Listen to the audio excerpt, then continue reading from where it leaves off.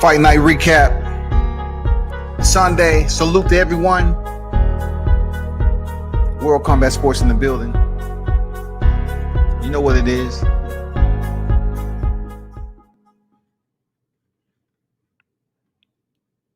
Hello, everyone. Thanks for tuning in. Once again, you're listening to World Combat Sports. It is a fight night recap, of course. The Charlo brothers did what they had to do. If you saw my thumbnail before, 2-0. Could they do it? Could they pull it off? 2-0. They had a clean sweep last night. A clean sweep. And I got to salute both of them. And, we're gonna kind of break this down on, which Charlo did it the best. What's next for the 54-pound division? You know what I'm saying? You know what I mean, 154-pound junior middleweight, right? And what's next for the 160 middleweight division after seeing that performance from Charlo against Derevyanchenko? Let me just go ahead and get this out the way. I felt that Jermall Charlo and how he performed against Derevyanchenko told us a lot about where he stands if he selects to face, those who are considered the best in the division, y'all. Kano Local Sports in the building, man. What is good, Kano, on this Sunday?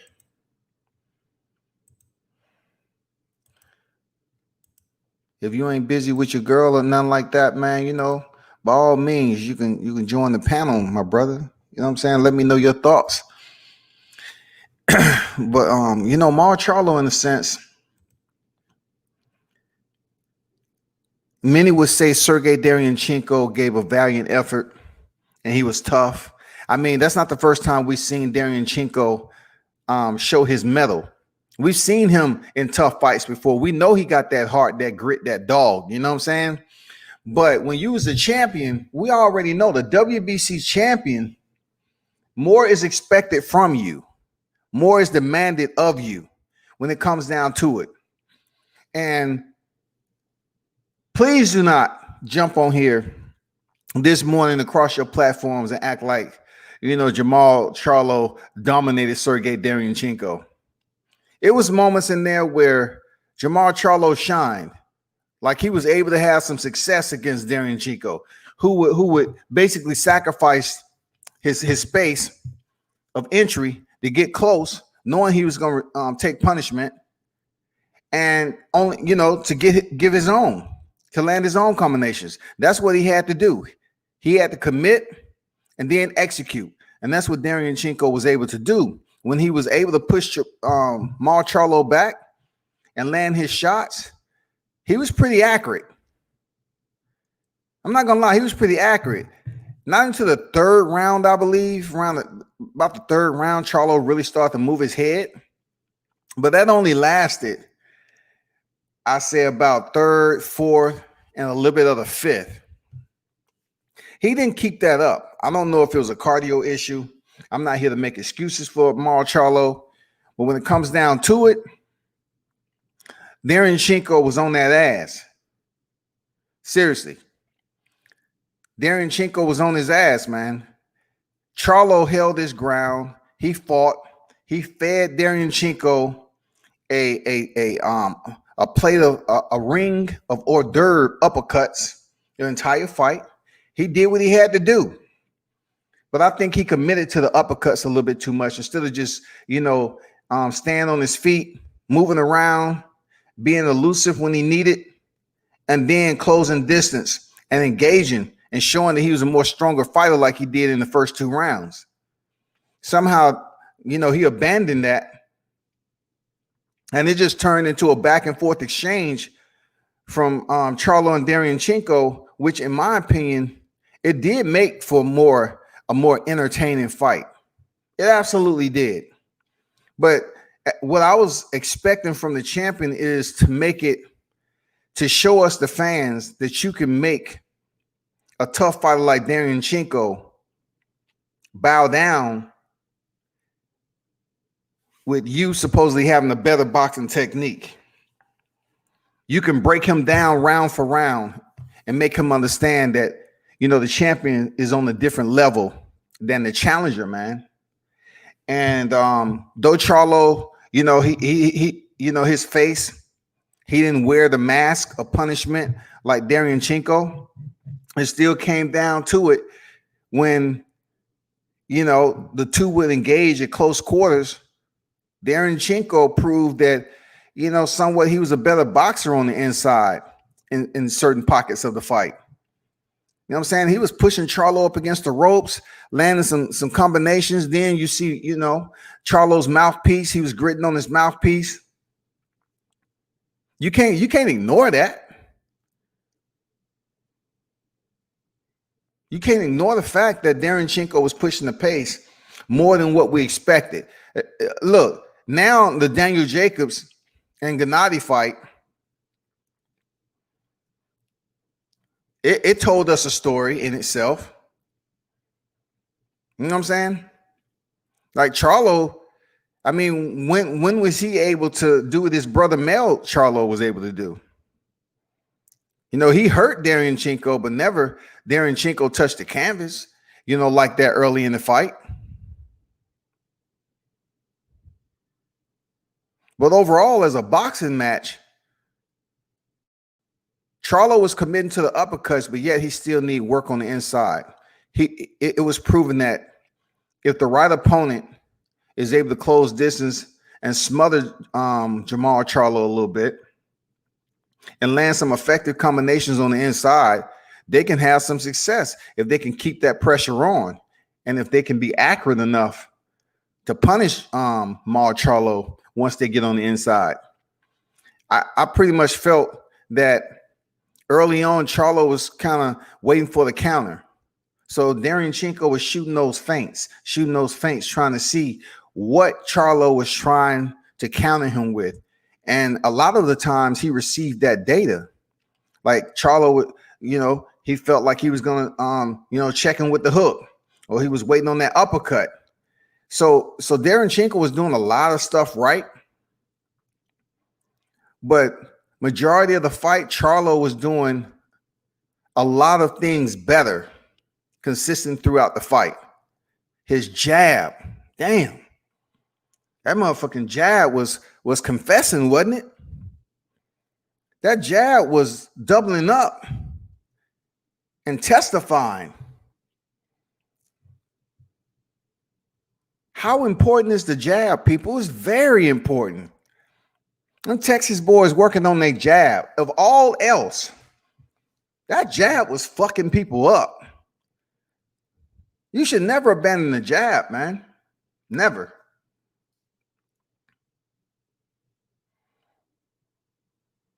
Both Charlo brothers showed they have a damn good jab, just as well as Errol Spence shown he has a damn good jab. You know what I'm saying? What I liked about Mar Charlo, man, he was doubling up. He was pairing up the jab. Most of the time, he sent it down range to Derevyanchenko. It was in pairs, not one but two, three sometimes. Even his hooks, not one but two. He was grouping them the right way, and that shit add up. And it turned, you know, it kind of turned out to look like a Rocky movie a little bit. You know what I'm saying? I have to give Charlo his props, bro. Like, though he underperformed, in my opinion, I like the way he stuck to the game plan. You know, smooth operator, went in there. He was placed in some adversity at certain pockets of the fight, which he was able to get up out of the right way. You know what I'm saying? But I didn't think that he would allow Derevyanchenko to even force his RSVP anyway. I really don't. I thought Charlo would keep his space pretty good, and if he needed to, keep his distance, remain mobile, and then land his punches when he felt that he can, you know, gain entry and get close enough to Derevyanchenko to assert that power, because Charlo was the harder puncher. But every time he hurt Derevyanchenko, he refused to go in and finish the job. I mean, that's the stuff you expect when you're in a tough fight and you're not sure your fatigue and your gas tank is where it need to be. So you're like hesitant on whether you should close distance or not. You know what I'm saying? But I felt if Charlo would have absolutely asserted himself just a little bit more, man, when Derevyanchenko was hurt, we could have had a different outcome. We could have had some 10-8s. That's just me, man. Charlo improves to 31-0, 22 knockouts. That was his third defense of his WBC middleweight title. You know, he sends Derevyanchenko to 13-3, 10 KOs. You know, he won a unanimous decision.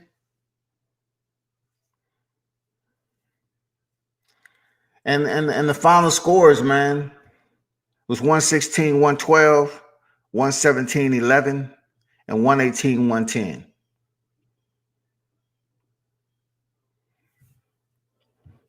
Mar Charlo said, I made my team proud. I did what I was supposed to do. Ronnie Shields said that I passed the test. I passed the test. Now we get back to the drawing board and figure out what's next, Charlo said after the fight. What do you think about that? Passing the test. How do you decipher what he means by passing the test? Yeah, Derevyanchenko showed that he was Charlo's toughest opponent to date. Derevyanchenko displayed why he was Charlo's toughest opponent. But I have this question. Passing the test with a fighter like Derevyanchenko, who's been in there with some top names like Gennady and Daniel Jacobs, right?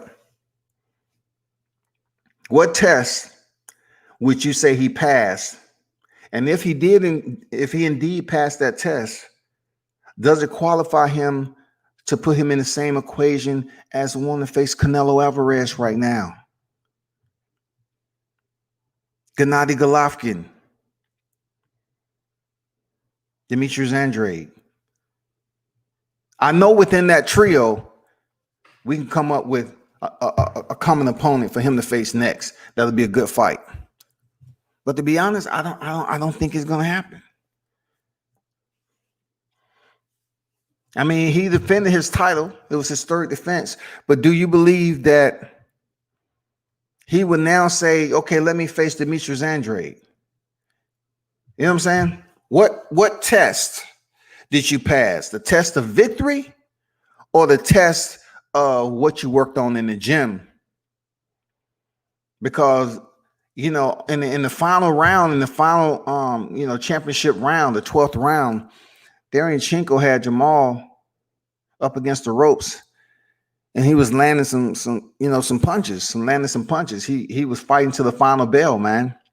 Much respect to Sergey Derevyanchenko. I have to salute him.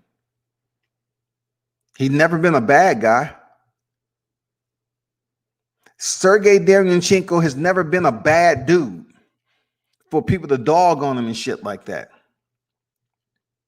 But what I can say about Derevyanchenko, and for the temporaries that choose to always, take reach and height advantage as this domineering,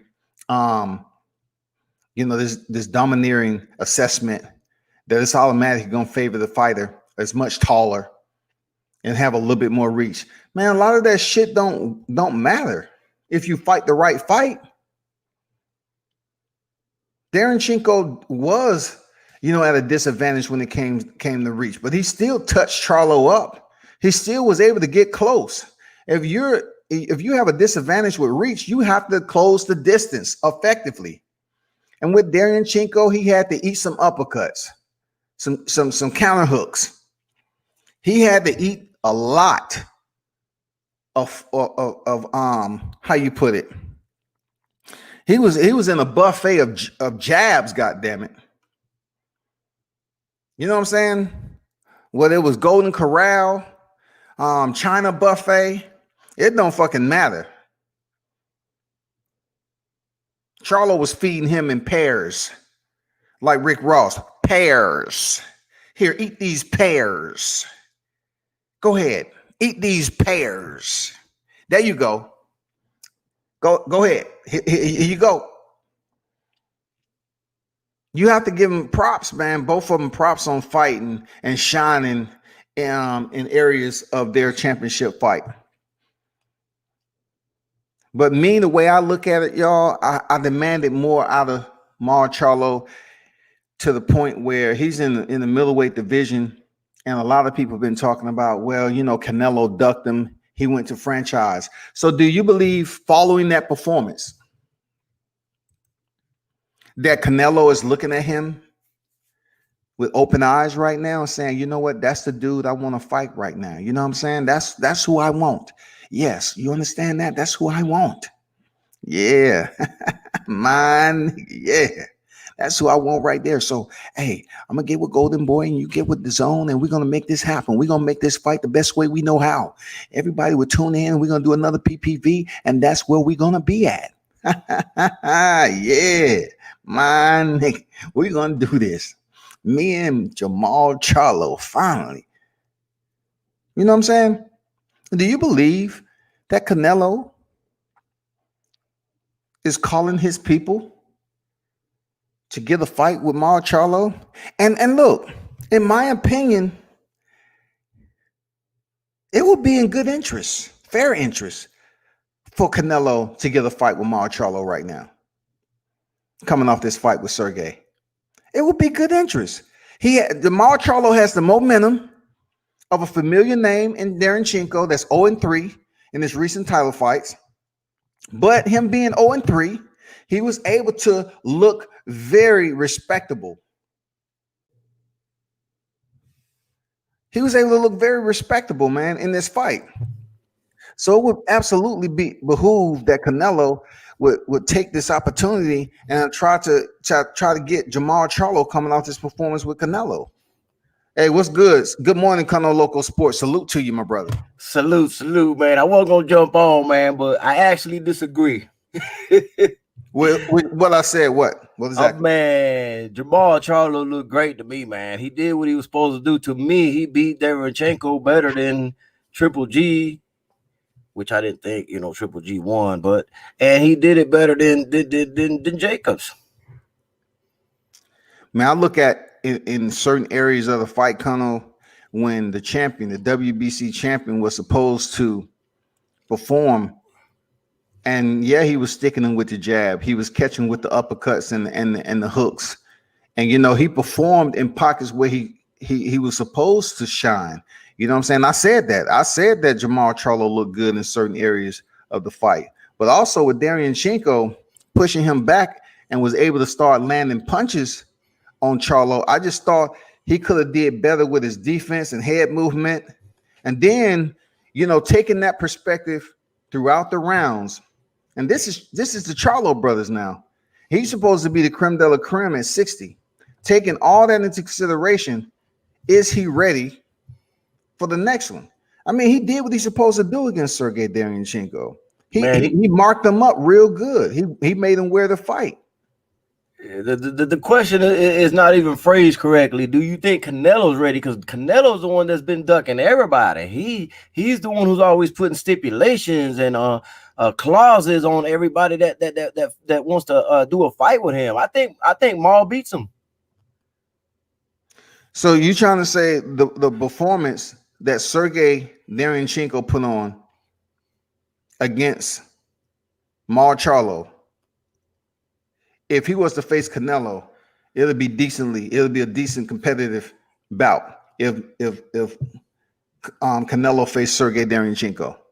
See, I don't base him off opponents, man, because if you base it off opponents, man, who didn't Derevyanchenko push back? He pushed back on Triple G and Jacobs both, man. I mean, I just think styles make fights, man, and the style that Jamal Charlo has, man, it's tailor built, man, to beat Canelo, man. I mean, that the gauge of what would Derevyanchenko do with Canelo wouldn't move my needle any one way or the other when it comes to seeing Charlo versus Canelo. It just wouldn't. I think Canelo stops Sergey. And I think he gives Jamal Charlo a hell of a fight because Canelo, the way he fights at distance and able to go to the body is something that Jamal will have to deal with that he didn't have to, really deal with Sergey Derevyanchenko. Most of the time when Sergey stepped on the inside, he was landing combinations to the head. He was able to just, let his hands go and unleash a barrage of punches and combinations on the inside that was landing on Jamal. What do you think going to happen when Canelo gets that opportunity? It's going to be more of a boxing curriculum when Canelo goes and start landing on Charlo, especially when he starts committing to Charlo's body. I just felt that Charlo was pushed up against the ropes when he shouldn't have even been in that situation to begin with. Well, I think Charlo. No, I don't think. I know Charlo will beat Canelo. And Black Dragon wants to know. All I want to know is what kind of jab to the gut was that. Well, I got a little insight on this, man, that I think that I got it figured out. I don't know for a fact, but this is what my observation, man. Well, a roast beef sandwich. Nah, man. I think what happened is, man. First of all, Rosario was already done. But with the end of that round, before he went into that round, I think he was already hurt to the body. Charlo did his job, man, and did what he had to do on his body. Now, when he caught him with that jab, first of all, it was a hard, stiff jab to the body. Second of all, I think he caught Rosario when he was breathing in, and if he caught him when he was breathing in, boom, there you have it. That's what it looked like. Man, I didn't think he hit, Rosario with a hard enough jab. And if he did catch him breathing in, wouldn't that force any humanistic nature to say, okay, let me grab my stomach? Oh, that hurt. I mean, is it like acid reflux or something? I mean, he never grabbed his stomach. He just like laid on the canvas and act like he couldn't breathe a little bit and then turned over and just stayed there. Man, I thought he would have grabbed his stomach, and said, he was hurting or something. He felt the pain, but I didn't see none of that, man. Yeah, I was a well-placed jab, man. That's all I got to say, man. I mean, I don't think it was phantom. I don't think there's any, what you call that, controversy over this, man. He had the dude hurt, man. And I picked Rosario. He fought a damn good fight, man. I was impressed with the way Rosario pushed the pace on Mel Charlo. But for Mel, man, to me, he looked better than his brother did that night. In my opinion, against his opponent. He was turned up just a little bit. He stayed the course, man, and he showed he can box off the back foot. You know what I'm saying? We really haven't seen that for the amount of rounds that we witnessed last night. He was boxing off the back foot and he was having success with it. I don't know. I think they both look great. Yeah, they both look great. But what I'm saying, I think, oh, you're talking about the Charlo brothers. Yeah. They both did what they supposed to do, but I'm saying in a sense of unifying the division with another champion such as Rosario. You know what I'm saying? Derevyanchenko was 0-2 in championship fights when he stepped in there. You know what I'm saying? So we was kind of on the wall about what Derevyanchenko we was going to get. And he showed us he had that tenaciousness and that heart to keep on pressing forward. But Mauro Charlo's doubling up on his jab and marking him up, making him pay. You know what I'm saying? He made him pay the toll across the bridge every time he got close. How did you have that fight scored? That. The Derevyanchenko and Charlo fight. How did you have that? How many rounds to what? Oh, I gave Derevyanchenko about no more than 4 rounds. So he won unanimously then, in your eyes. Who? Mauro Charlo? Yeah. In my opinion, I know some people saying it was a draw, but I didn't have it close to a draw. That's my point right there. I had it unanimously as well. I just didn't see the fight. Yeah, okay. Look, Derevyanchenko put up a good fight, but he wasn't winning the rounds. He might have won 3, maybe 4 rounds, in my opinion. So that's my point. Like 3 or 4, man. So if you want to do the comparison thing, how did you think he did Derevyanchenko and Triple G? Did you have that one score closer? Absolutely. I had him defeating Gennady Golovkin, in my opinion. What about the Jacobs fight? Was it closerly scored than this one? The Jacobs fight, man, that fight could either been a draw I don't know. I have to look at the fight again because the Jacobs fight, I just felt that once again, Sergey had some moments in there where he was, having success with Daniel Jacobs as much as Daniel Jacobs was also, I forgot what I scored that fight, but see, my point is he did it more impressively than they did. So it was a grade A performance in my opinion. That's my point. You got a dog in there like Derevyanchenko. Of course, he's gonna push anybody he fights back, man. He's just the dude don't have no back down. And Jamal actually hurt him several times, and I'm one that I didn't mind him, staying outside and keep boxing because look, he knew that this Derevyanchenko dude was durable, man. It wasn't no need to spend his gas tank on something like that. That it would have been a maybe. Who, Derevyanchenko is spending his gas tank on something? Charlo. Oh, okay. Yeah. Every time he hurt Derevyanchenko, which he did several times, I didn't have a problem with not him, trying to go and finish it because I think Charlo understood that this guy is very durable and he did not want to overexert himself in a maybe or wish maybe I can get him out on this one. You know what I'm saying? I don't know, Connor. I get what I think you're he fought saying, smart, man. I thought he fought beautifully, man. I gave him an A, man. I gave him an A, man. I mean, you never heard me on here saying that he fought a B or C performance yesterday. I just said that if you're going to gauge the Jacobs and Gennady Golovkin fight, I'm looking at it like this. Jacobs has been in fights with top names already. He's been there already. So, okay. Sergey Derevyanchenko wasn't able to get it done against Jacobs. And then Gennady was heralded. He only has one loss on his record to Canelo. And Sergey Derevyanchenko showed up and he performed well against Gennady.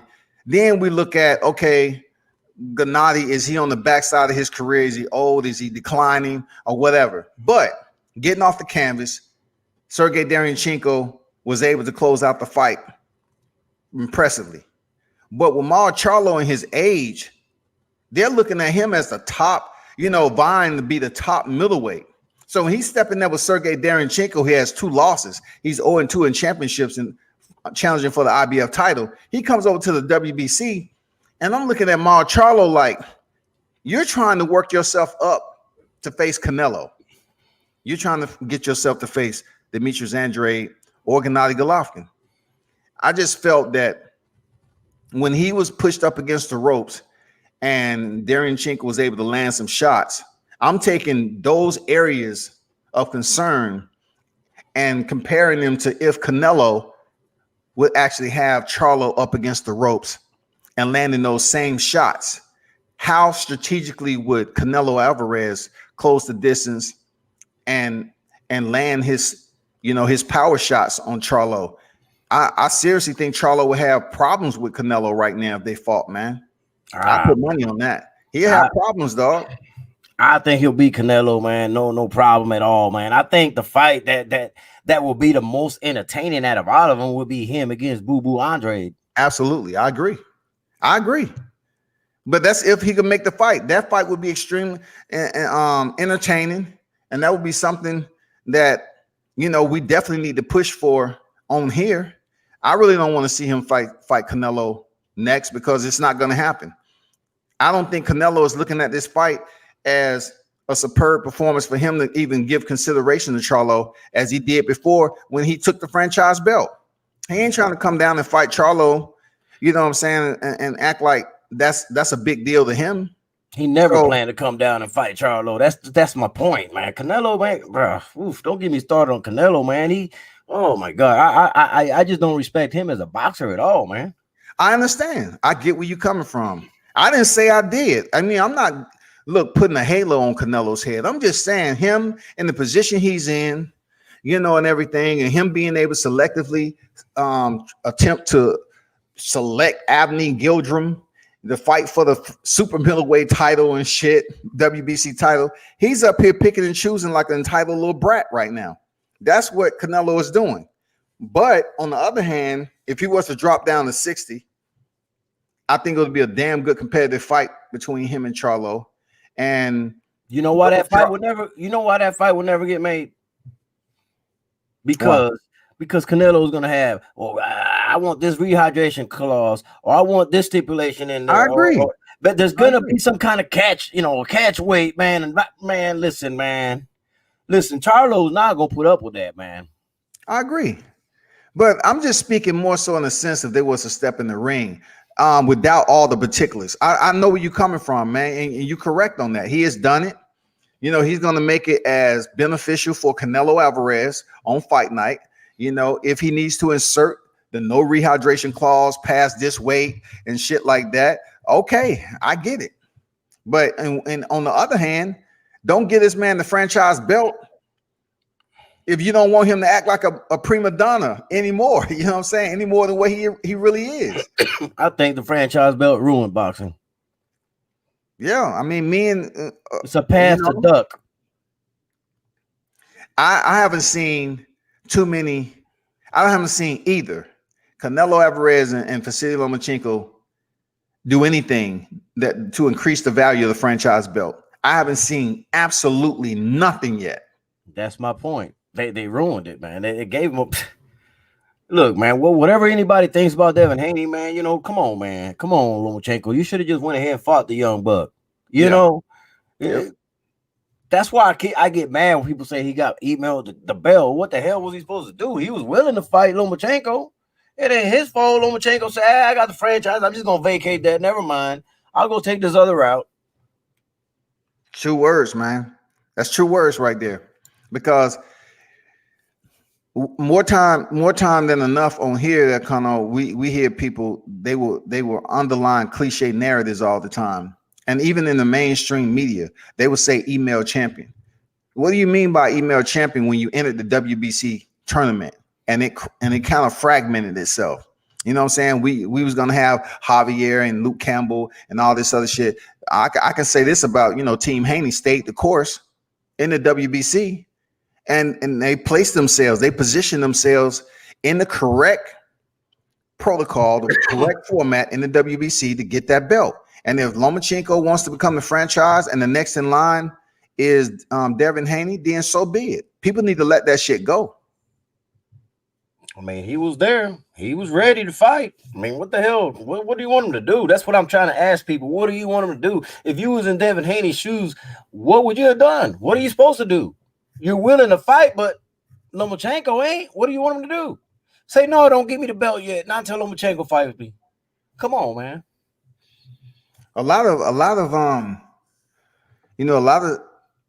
happened to the build up of that WBC, tournament, with Javier, the pandemic, Javier and Luke Campbell, and that fight never materializing.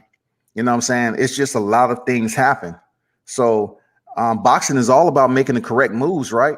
So Team Devin Haney was in the correct position to advance, whether that advance is a promotion or fighting for the championship in the ring against another champion. It still was a promotion to a world title, and he defended it. That's all we can say about that. Yeah. That's all we can say about that, man. And I got one prediction right and one wrong. So, I was 1 for 1. I mean, I was 1-1 last night. What do you mean? I thought Rosario would do a lot better, but after the first round, I realized that Jamel was too strong for Rosario. I knew it from the first round. I knew it was over in the first round. Okay. You could tell it's the body language, the way the punches was landing, and now with no crowd, you can hear what's going on. It's like, oof. Yeah, this ain't gonna go his, Rosario's way. Although I do give him credit for having the heart, man. I thought he showed a lot of heart, man, because he was definitely outclassed in that fight. I mean, he kept pushing forward, but he did everything he could do. So in other words, he left it out there. You couldn't ask no more out of Rosario than what he put out there. He gave it everything he had, and it just wasn't enough, man, because Charlo just was in another level. If he wasn't lining himself up, to come in through the front door each and every time, just present pressure, and Charlo gave him different looks than just that present pressure. And if he had the cardio and the speed to kind of emulate what Tony Harrison was able to do, box and move, Charlo keep Jermell Charlo guessing. I mean, it would have been a more entertaining fight, but Rosario was just coming in through the front door, pressing, man. I don't know if he thought he was going to break Charlo down, but if you would have looked at his fight with Tony Harrison, he has cardio. He can go into the late rounds and still. Well, I mean, that was the game plan. That was his game plan. I could tell you that from the back door that was his game plan. He wanted to break Charlo down, but man, my goodness, the corner has to know better than that, man. Like if I was working that corner, I'm like, yo, this breaking down ain't working. Let's box. Correct. You know what I'm saying? Why did the corner? You got to blame the corner for not making that adjustment with him. You understand what I'm saying? Not that he would have won, because I still think after seeing the first round, I still think that Charlo was going to find a way to win that fight regardless. But he would at least lasted longer and looked a little better. You know what I'm saying? Yeah. Man. The corner has to, man. And I was listening to the corner. They never once told him to, hey, throw that jab more. Box, stick and move. No, they weren't telling them that, man. I'm like, what in the hell is the corner telling them, bro? The corner could be your enemy too. Yeah, it's been a lot of people's enemy, especially if they're not sure what to tell their fighter in a situation that's not working. If that was a strategy, if for them to break Charlo down, then shit, they should have asked Rosario's those questions early. How you feeling? Yeah, they did ask him that, but he kept saying he felt great. Of course, the boxer's always gonna tell you that, though, man. Shit, you just gotta look at it for yourself. If I'm over here sitting in my laying in my bed watching this, saying, "Yo, he can't do this." How come? But your level of expertise is on a level where you can assess that from a distance. You know what I'm saying? You can assess that from a distance and kind of see what's materializing out there and what's not. So shouldn't his corner have the same eyes? Yeah, his corner should have had the same eyes, but once again, when it comes to the corners, Kano, some of these people don't want to tell the fighter, ask them that hard question. Hey, how you feeling? And then I would have asked him, like, why are you asking? Because I feel like a fight strategy ain't working. I don't do that. Like the corners that I worked, I don't even do that. I can look at it for myself. I know how the fighter's doing. I'm not gonna ask them if they feel okay. I'm like, hey man, this is what you need to do now. Yeah, throw that jab, show a little more angles, stick and move, stay on the outside, box them some, man. You know what I'm saying? Because this is not working. The game plan, we got to go to plan B, because plan A, which it was plan A for them, to try to break Charlo down. No, that's not going to work. Let's go to plan B. You should have came in there with three different game plans or 4. And they didn't do that. I agree with that. I definitely agree with that. But, just like the Rolly Romero situation, though, I don't like bringing this up because it doesn't have anything to do with the game plan, so to speak, because this was more so as an insecurity or to basically build up his confidence, a confidence builder. When he say, I'm winning, and then his trainer say, yeah, you winning. I mean, sometimes the corners, like you said, fail the fucking fighter, dog. Yeah. They fail him. He could have said, no, I don't think you're winning. You getting your ass beat. You getting your ass beat. Bro, I've said that before. I don't care, bro. You got to know the truth. Correct. You getting your ass beat. What you going to do? Do you want to fight? What are you doing? What we going to do? Because I don't want to keep wasting my time here. Because you're getting your ass beat. So you either make these adjustments or what are we doing? We're going home. You got to be rude with them. Yeah. Well, I am. Shit, I don't care though. That tough love. I thought Rosario was landing more. Rosario was landing more punches than Charlo at the time of the stoppage. I believe he, the compy box proved that he had landed more punches than Jermell Charlo. You know what I'm saying? Doubt.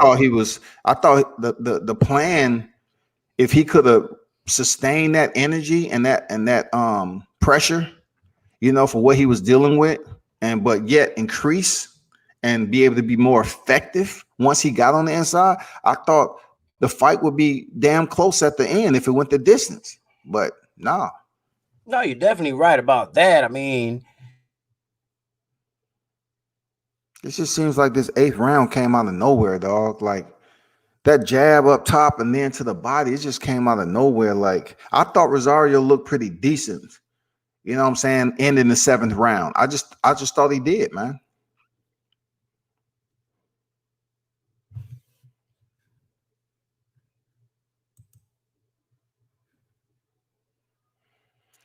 Let me read some of the comments.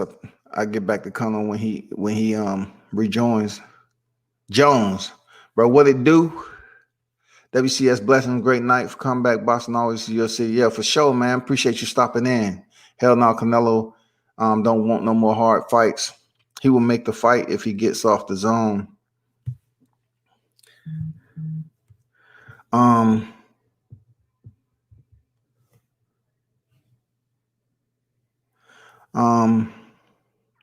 10 rounds to 2.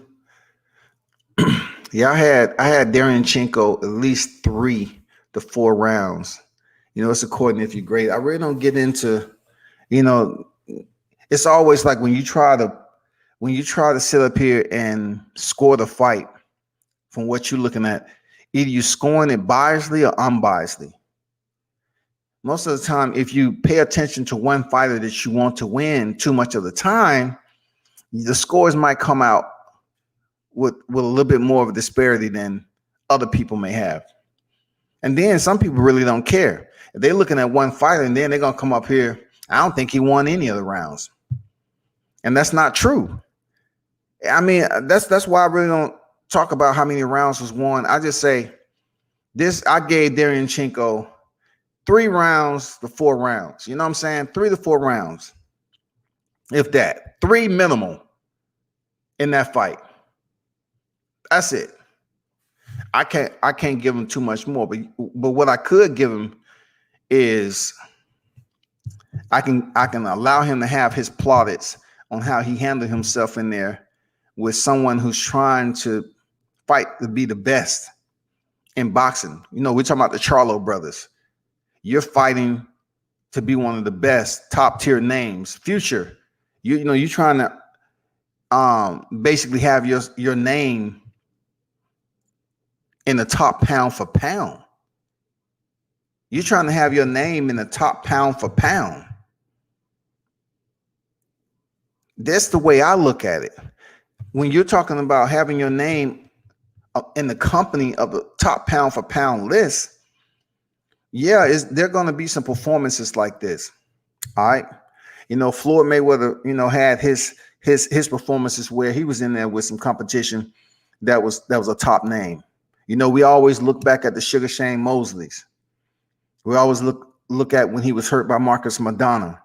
We always look at the fight with him, the 2 fights with him and Jose Castillo. You know, we look at those fights. So can we say this was one of those moments that Charlo had against Derevyanchenko? Yeah, we can kind of say that it was one of the moments where he faced some a little bit of adversity. We can. I'm not taking away from his win. Charlo went in there and did what he did. Like I said, he was feeding him uppercuts. He boxed beautifully. He's so poised as a fighter. You know what I'm saying? The only time his expression changed, in my opinion, was when Derevyanchenko was able to force him up against the ropes and pressure him and land some pretty solid punches. And even in the open ring, in the center of the square, it was times that Derevyanchenko landed some nice right hands on Charlo. He was able to land some nice combinations on Charlo. And it popped Charlo's head back. But Charlo was goddamn force feeding Derevyanchenko uppercuts all night. He was damn hooking him to the body, sometimes doubling up on the hook. He was countering.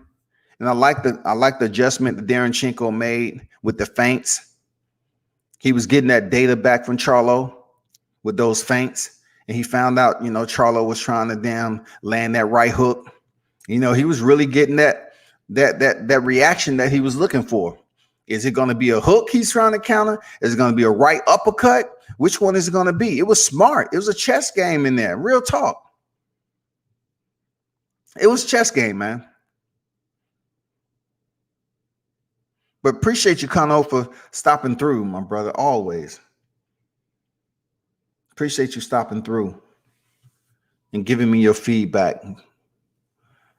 Dragon said maybe he gave up. He must have felt male power and just gave up.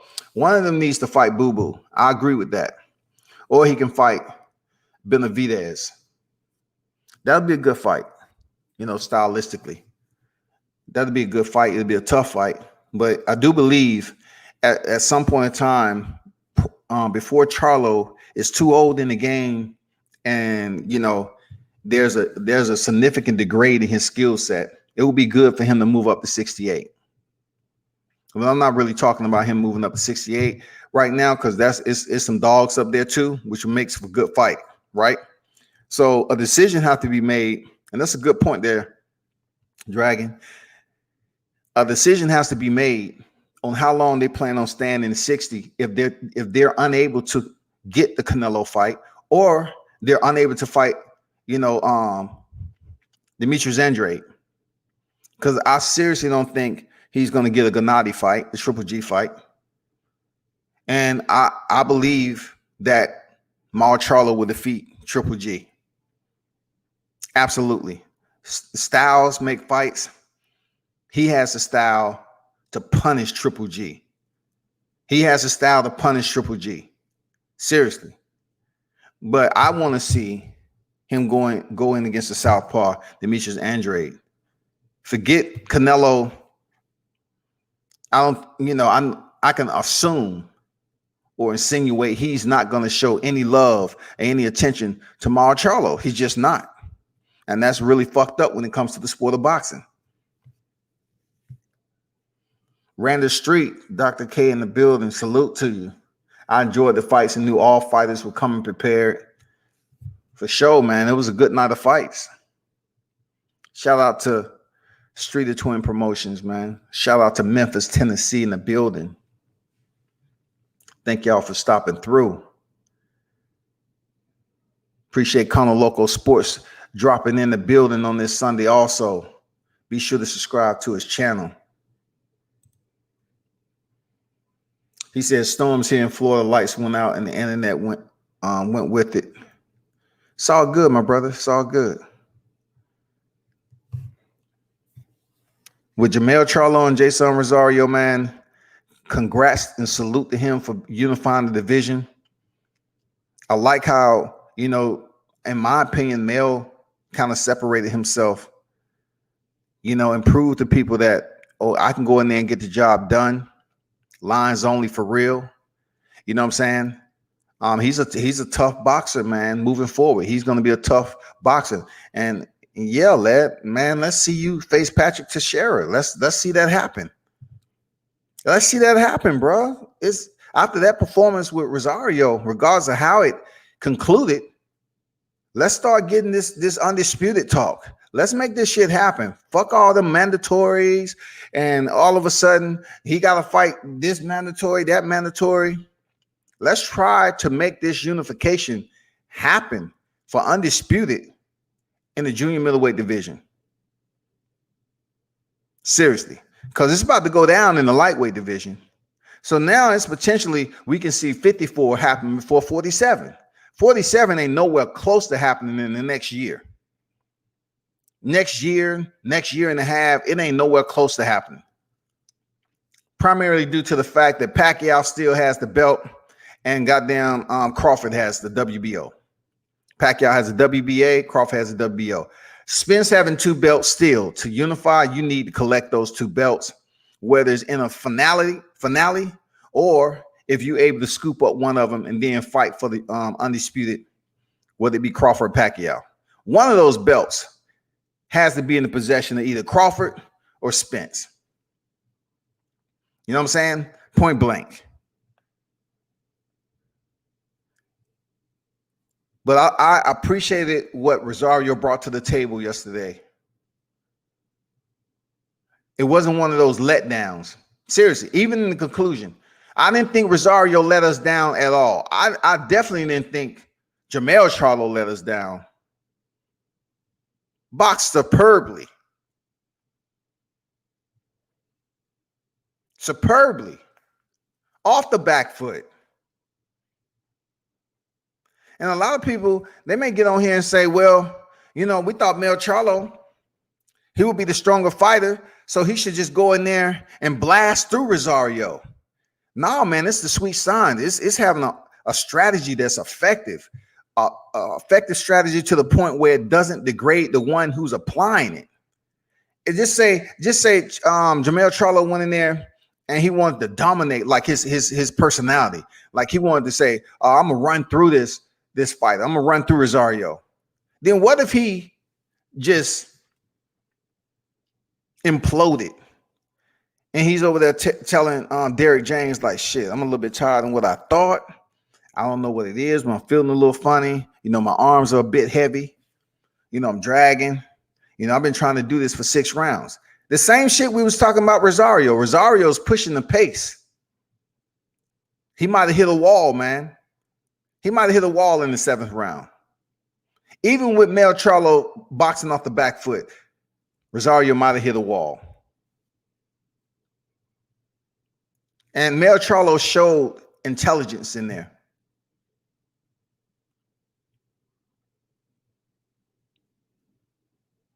Absolute intelligence. He showed intelligence, man. He fought a smart fight. He didn't try to go in there and say, no, I'm going to prove to the people, I'm going to prove to Texas that I can stand in the pocket and I can dominate and I can break him down and put him out. Nah, man, he fought a smart fight, man.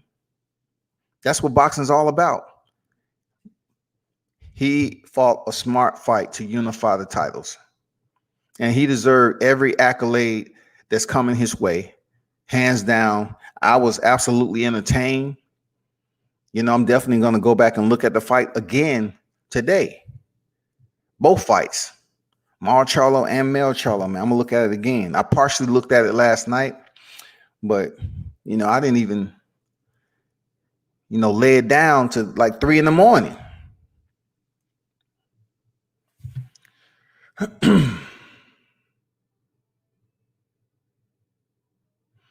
Back to Dragon. That fight with Benavidez, man.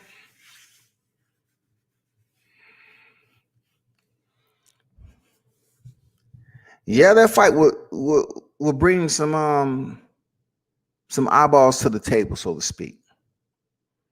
But that's so far off in the horizon, man. On the horizon is crazy. Right now, Benavidez has been stripped, and they try to put him in the light heavyweight division. They try to fuck that man over, dog. Like, come on, man. They was like, shit. They trying to treat him like a damn a step orphan. Seriously, if there's ever a process, a step orphan, they trying to put Benavidez say, shit, we're gonna get rid of your ass. We put you in a home, super middleweight's supposed to be your home, but you keep fucking up. So we're gonna move you without you even having no say so. We're gonna move you up to light heavy. Fuck it. And now Benavidez taking to social media and saying, no, I plan on staying at 168. Yeah, I miss weight. He's gonna have to go through some changes with his nutritionist and everything else that involves that process. He's gonna have to make that shit happen to the point where they can have that trust in him not to motherfucking miss weight anymore. They got to come up with some resolution, man. Period. Now, would I like to see that fight? Hell yeah. I like to see Benavidez and Charlo. But, let them know. Both Charlos have individuals or opposition in their division that makes sense and that people will tune in to see. In both divisions. We have to start pushing the narrative that Andrade is the perfect time to see Andrade and Charlo fight now.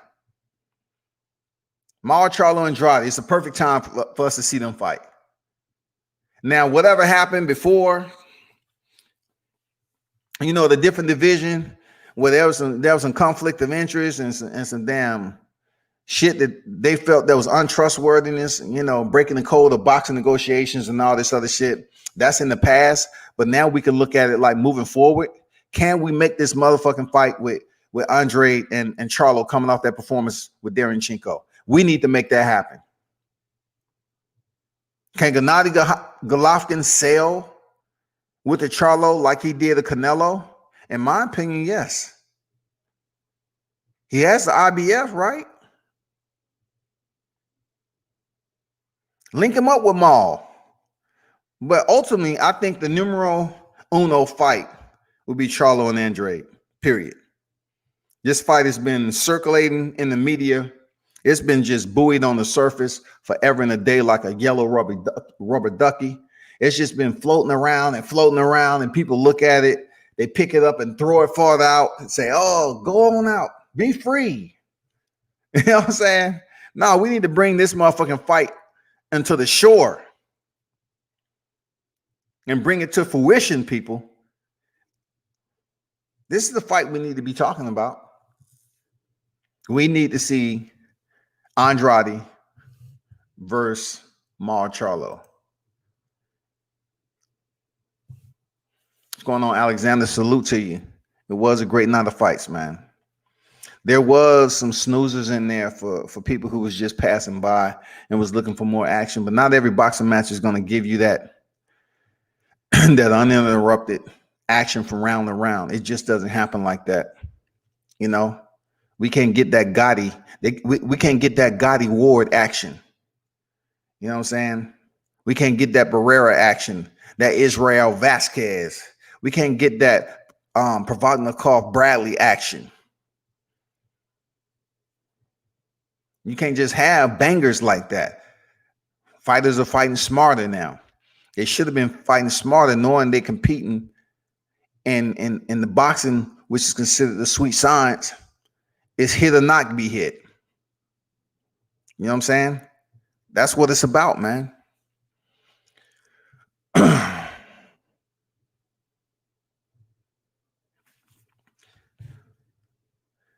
And for Mel Charlo, he improved to 33-1 with 18 knockouts. Added another notch to his knockout ledger.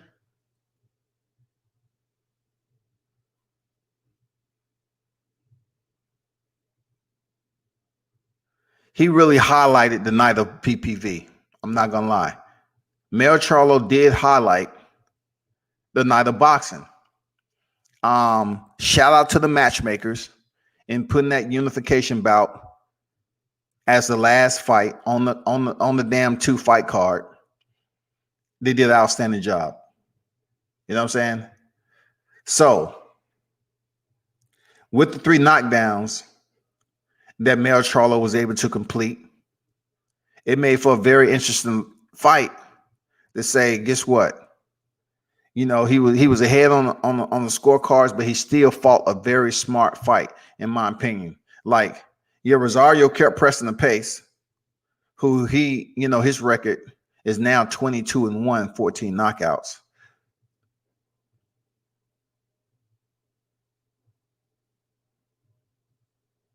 He landed more punches than Mel Charlo. But at the end of the day, he was playing fucking catch up. When you allow Mel Charlo to get an early knockdown like that, that is the devaluation process. I'm not sure how Rosario's confidence was after that first knockdown, where he was hit, right on top of the head, kind of behind the ear. It was a solid knockdown, no controversy there. And then, the second knockdown was a bit crazy, but it was a legitimate knockdown. Like, those knockdowns was coming at odd sequences, right? It was just odd transitions on the way these knockdowns. It was almost like that shit was moving. It just popped up out of nowhere. And how it all played out. Sometimes, a boxing match, the fighter can be landing power punches or, punishing his opponent. And they're basically showing that they're close to failure. You know what I'm saying? They're being destroyed. And the punishment, the damage is accumulating. And you can see that the buildup is there. The climax is right there. You didn't see that with these particular knockouts. They just came out of nowhere. Boom. And Rosario was on the canvas getting the count. You know what I'm saying? Nueve. Uno, dos, cuatro. Uno, dos, tres, cuatro, cinco. Man, this is crazy. Shit.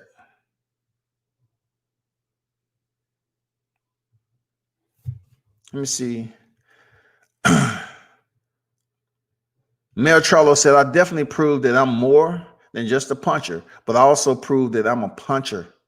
I definitely proved that I'm more than just a puncher, but I also proved that I am a puncher.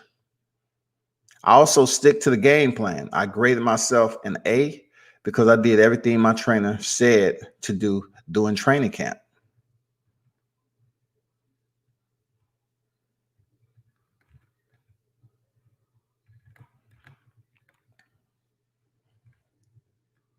I knew that he was going to keep coming after the first knockdown. Charlo said he kept pressing for 4 to 5 rounds until I floored him again. I'm growing and learning that the knockout just comes. I appreciate that right there, what he just said, people. Mayor Charlo say, I'm growing and learning that the knockout just comes. And he proved that tonight. Just what I just mentioned. The knockouts came out of nowhere. It was like magic. They just came out of nowhere. So what he just said makes all the sense in the world, underscore. I'm growing, learning that the knockout just comes. I know that I have explosive power in both hands. I utilize my jab more than any other punch in this fight. And that's what got me these straps. He says Rosario hits hard, but if you have to know how to wear a fighter down, that's how you take the power out of them. Some good snippets, man. Solid. I agree. He said that body shot that landed must have hit at an accurate point. I don't know. It looked like he was having a seizure at the end of the count. So I wish him well, Charlo said. I respect anyone who steps in the ring against me and has to feed their family, but just leave me alone at 154. I'm the man. Male Charlo say, leave me the fuck alone, man. I'm the man that got there 54. It's lines only forever. We've been doing this for a long time. Dreams do come true. This is a part of my dream and a part of my destiny. I'm satisfied and I'm happy.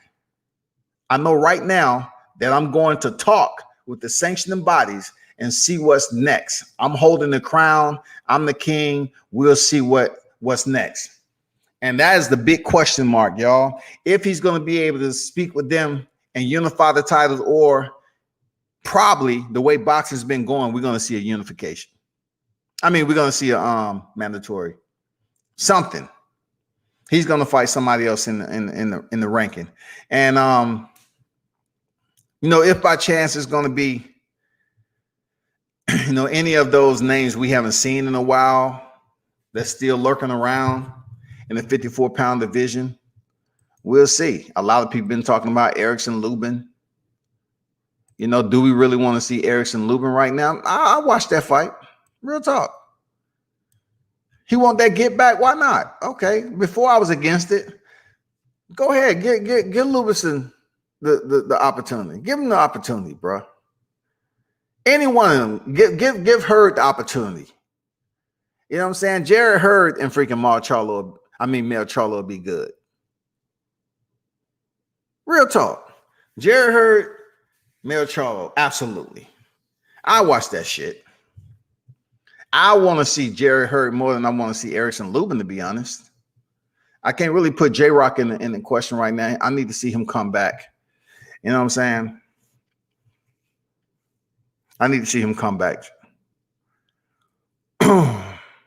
Don't even start talking about no Tim Tszyu and shit like that. I don't want to hear none of that. I don't want to hear no Jesse Vargas shit either. No Kell Brook. He got freaking November issues with Crawford. You know what I'm saying? I mean, that's a good fight. Jared Hurd, getting that get back from losing to J-Rock.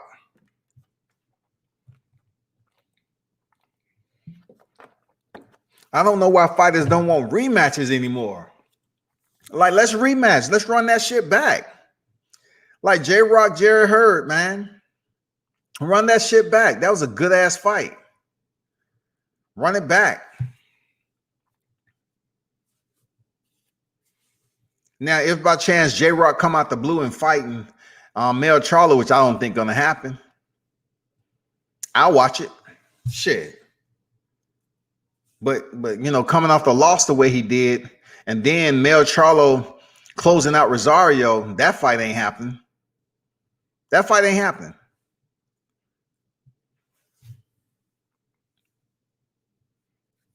So it's a lot of potential out there, to be honest.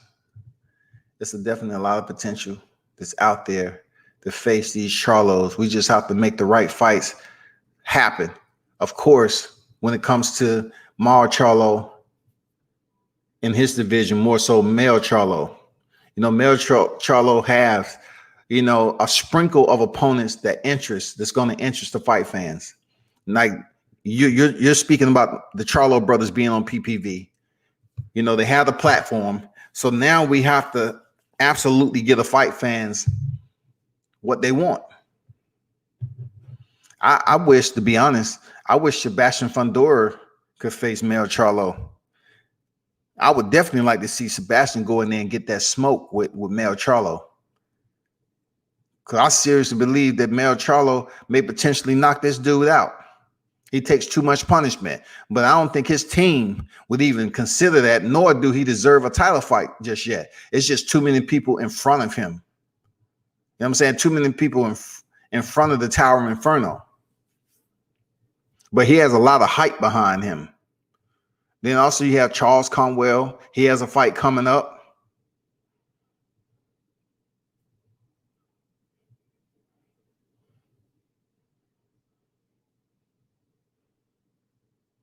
Castellano, he's up there.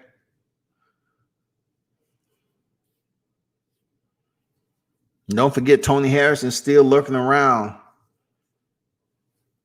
in the brush. Tony Harrison still an elite boxer in the 54 division. Tony Harrison, absolutely. What's going on, L-Dub? What's good, man?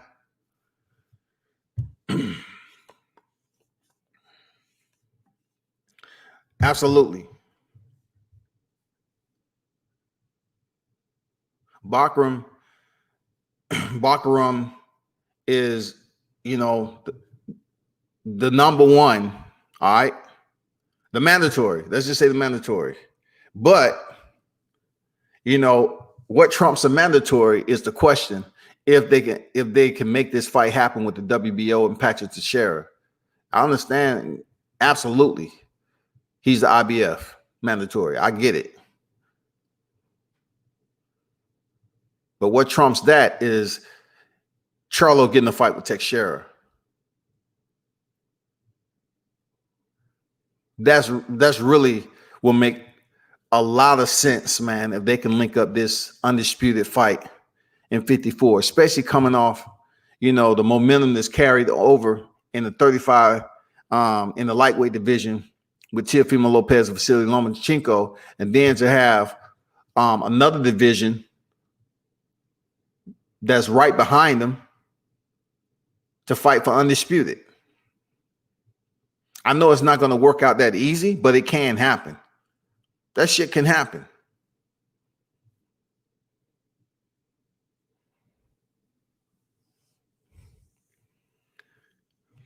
Yeah, Laura versus Harrison, man, that's a good matchup right there. I'm not going to lie. That's a damn good matchup. Seriously. Very, very solid matchup right there. But no one's really talking about that. No one's really talking about that, Dion. Shout out to Dion in the building. Salute. What you think of the fights yesterday? What do you think of the performance from both Charlos?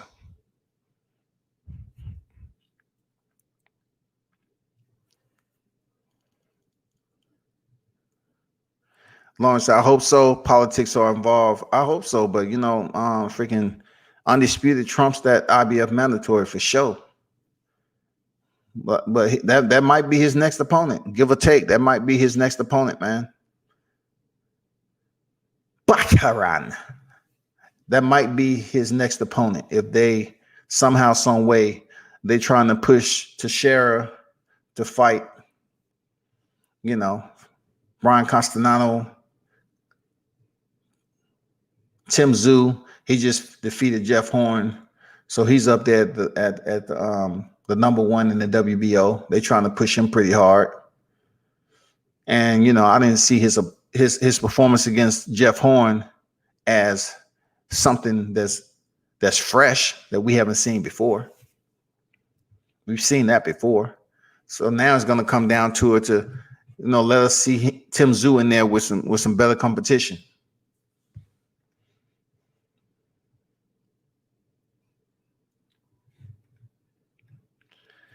See, I love both performances. Canelo and Triple G on notice. Lamar yesterday beats Benavidez. I would like to see him move up and take that fight, man, because definitely Benavidez is not coming down to 60 for no way, shape, or form. He's having problems freaking making weight at 68. You know what I'm saying? So Maul will have to make the decision, get with his team, but I think he has unfinished business at 60 to even consider Benavidez. And there's no need for him to fight as a WBC middleweight champion, to fight at the catch weight just to appease the fans. None of that shit. I think he just needs to focus on either Boo Boo first, Boo Boo Andrade, or Triple G. As much as I want to put Canelo Alvarez out there, I don't think he would give attention to Charlo like that.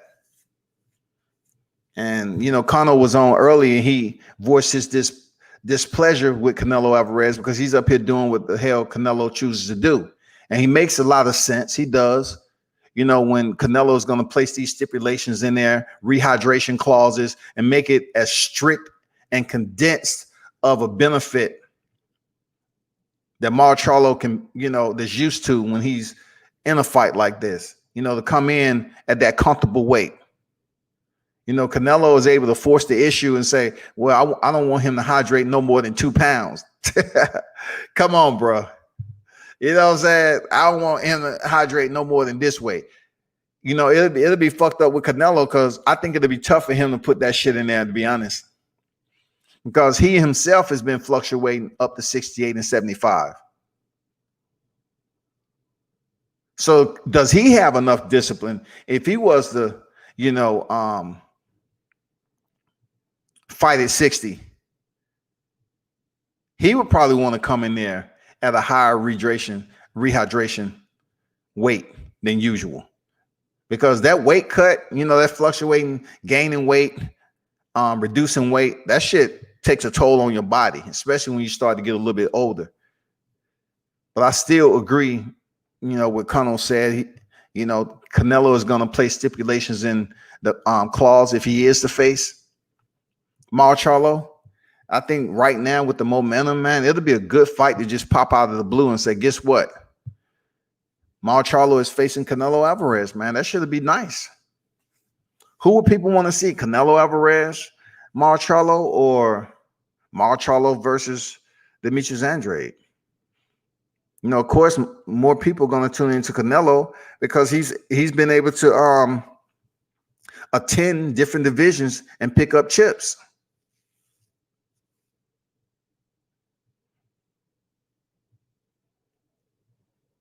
Well, it's nothing we should sit up here and start just chattering about to push Canelo Alvarez and Charlo. I'm not. I want to see him fight somebody that's accessible. And I believe that Boo Boo Andrade is accessible to the boxing community. It's accessible and amongst the sanctioning bodies to make this fight happen. It is. It's accessible, man. Somehow, some way, man. I don't know. I mean, you're talking about Andrade over there at the zone and shit. And Charlo with PBC. Can that shit happen? Then you look at Male Charlo. He has one Long Ranger over there at the WBO. Is politics going to play a role in this fight not happening, this undisputed fight not happening to 2021, at the end of 2021 or 22? That's a huge question right there, people. Is politics going to play a role? Them boys at 160 not trying to fight. I don't know. Lately, man, Andrade has been calling out Maul. For real. I have to give him that credit.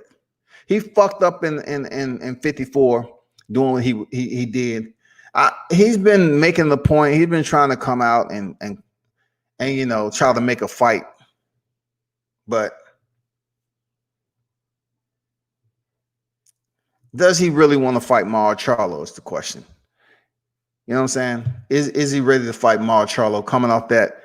Seeing that performance that he was able to put on versus Derevyanchenko. Is Andrade, which is considered a very slick boxer in his own right? Is there any way we can link these two up? I don't see it happening, to be honest. Triple G, he has the IBF title. Can we get that shit? Can we link that shit up? Any way we can link that up? People will tune in and watch. People will tune in and watch. He just signed that contract, didn't he? People will tune in and watch Triple G, Mauro Charlo.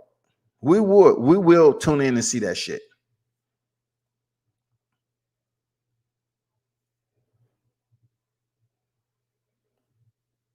But it's a huge question mark. There's a lot of doubt, man.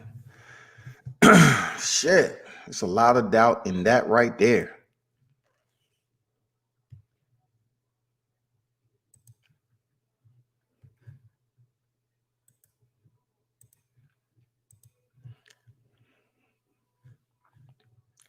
If any one of y'all want to, hop on the platform and, give your input on what happened yesterday, feel free to do so. While y'all think about that, I'm going to quickly transfer over. It's not much to talk about, man. Dominic Reyes fell short in his bid to defeat Juan Blachowicz to pick up the light heavyweight title. Juan Blachowicz, he's going to pick up a lot of fans because, he just has that persona about him that people are going to be attracted to over there in mixed martial arts. They look at him as a good guy. They don't know too much about him, but they say, oh, okay. All right, cool. We can support him. He's a good guy. He's tough. He got power, this, that, and the other. Okay, cool. So he was able to win the vacant light heavyweight title. So he is the current reigning light heavyweight titleist. And then, of course, Israel Adesanya broke down Paulo Costa quickly with that jab, that range. He was stepping in, pulling that jab out the hat before Paulo Costa could react to it. It was already in his face. Pop, pop. He was he was landing some nice, solid, inside leg kicks. He was able to perform a question mark kick with both the left and the right. The way he mixed up that potion, dog, and served it up to Paulo Costa, man, was a happy hour in itself. I'm not going to lie. He was serving up cocktails of whoop ass for Paulo Costa and had him leaking by the second round. I mean, goddamn, I ain't gonna lie, man. Adesanya looked impressive last night. He did. He looked goddamn impressive, dog. Paulo Costa looked like the weight cut fucked him up. Like he didn't even put much of an effort up that he did with Yoel Romero. He put more of an effort in Yoel Romero than Adesanya displayed with Yoel Romero. But that left jab, Adesanya's feet, I mean, just goddamn mugging him with it. They should have called law enforcement on that shit. For the Charlo brothers, too, the Charlos was damn doubling up and sending them jabs out in pairs. They should have been playing Rick Ross song in the background, giving them pairs. Give me them pairs. Load them jabs up with pairs in pairs. I'm like, it was jab city yesterday. Adesanya damn popping damn Costa with the jab easily, breaking him down, retaining his title and steal. Charlo brothers showing the damn, they grow jabs over in Texas too, goddammit. I know they got beef over that motherfucker. But they cultivating jabs too. You can see it in Errol Spence, and you can see it in the Charlo brothers, man.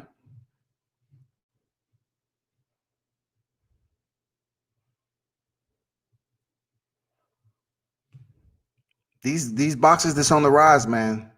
Y'all need to pay attention to how important the jab is if you use it effectively. For real. That jab is crucial.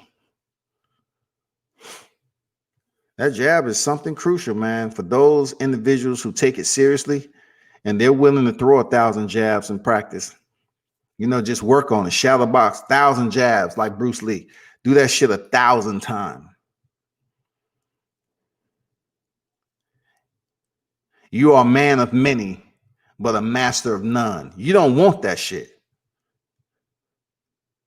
What Floyd Mayweather tell Brian Kennedy, you're a man of many, but a master of none.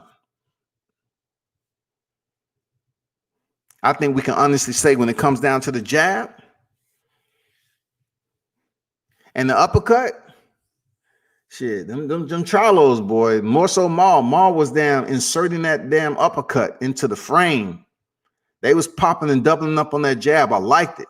He marked up Derevyanchenko real nice with that damn potent jab. That shit was like a poison arrow. He had Derevyanchenko looking like they was just basically going through the scenes of Rocky replay. The reboot. Adrian, them jabs are just coming to me too fast, Adrian. What am I to do? Adrian, I can't see. Tell me when the jabs are coming. There's no crowd in here. When he throws a jab, let me know. Say, Rocky. Just call my name, Adrian. I need to get some timing on these jabs. They're coming in pairs. Pairs. They're coming in pairs. Pairs. Dion say Triple G not trying to fight Maul after he's seen that what he did to Derevyanchenko, what they robbed the fight from. Yeah, man, they robbed that man. You know what I'm saying? They robbed Derevyanchenko from having that IBF belt. But what's puzzling to me is that, you know, some people had this fight very close. You know what I'm saying? They had the fight very close for Derevyanchenko. And some people are saying that Derevyanchenko defeated Jamal Charlo. And some people have this fight close enough to actually be even. I didn't see that at all. And though I have description optics from American Best, I didn't see at all on how Derevyanchenko's performance would have had him winning that fight yesterday or even coming close to being a draw. I just didn't see it. I mean, I'm pretty sure both Charlos, they could have went back, you know, got ready and headed out to the casinos and went to the club with no problem. It wasn't a mark on them. They was good. Now, Derevyanchenko, if he would have walked out there, if it was normal without the pandemic, people would have called him an EMT quick. They would have called 911. Excuse me. Hello. Can you send a unit over here, please? We have a guy that's walking down the street. It looked like he's been mugged by at least about 10 guys who are trained in some facet of combat. So please send a unit over here, please. Hurry up. Oh, yeah. Oh, description? I don't know. It's just red right now. We're just seeing, it looks like cherry red. We really don't know what ethnicity he is, but, you know, both his eyes are closed shut. He looked worse for wear. Just send a unit over here, and also send a bird in the air too, so we can kind of get the culprits who's responsible for mugging this guy. Let's do it. Derevyanchenko couldn't go out into the streets. There's no way. They would have called the goddamn ambulance on that dude. So we just want to ask you a couple of questions. Did you have some money taken from you tonight? No. Did you run into a pack of pit bulls that was roaming around here? No. Did you walk into the street and, you know, you didn't get hit head on with a bus, but it maybe tapped you on the side, you know, and you received some damage, some impact damage, contusional damage, whatever? No. Then what happened? What the fuck happened to you? Did a piece of a UFO hit you in both eyes? What the fuck happened? You're not supposed to be out here looking like this. I'm a professional fighter. I just attempted to challenge for the middleweight WBC belt, and it didn't go my way. I was in a tough fight, and those jabs came in pairs. Oh, okay. All right, we didn't know that. Okay, cool. We just wanted to check on you. Do you need some tissue? You know, because you're dripping. You're dripping all over the place. You need some tissue? I mean, you need us to put some Vaseline on that? What's going on? Maybe you need to go back and rest it up for the night. You know what I'm saying? We still have a pandemic going on. We have a lot of airborne viruses that can infect those bruises of both eyes and stuff like that. So just let us know what you want to do, okay? But we're getting thousands of calls about you being out here. So we just wanted to make sure you was okay.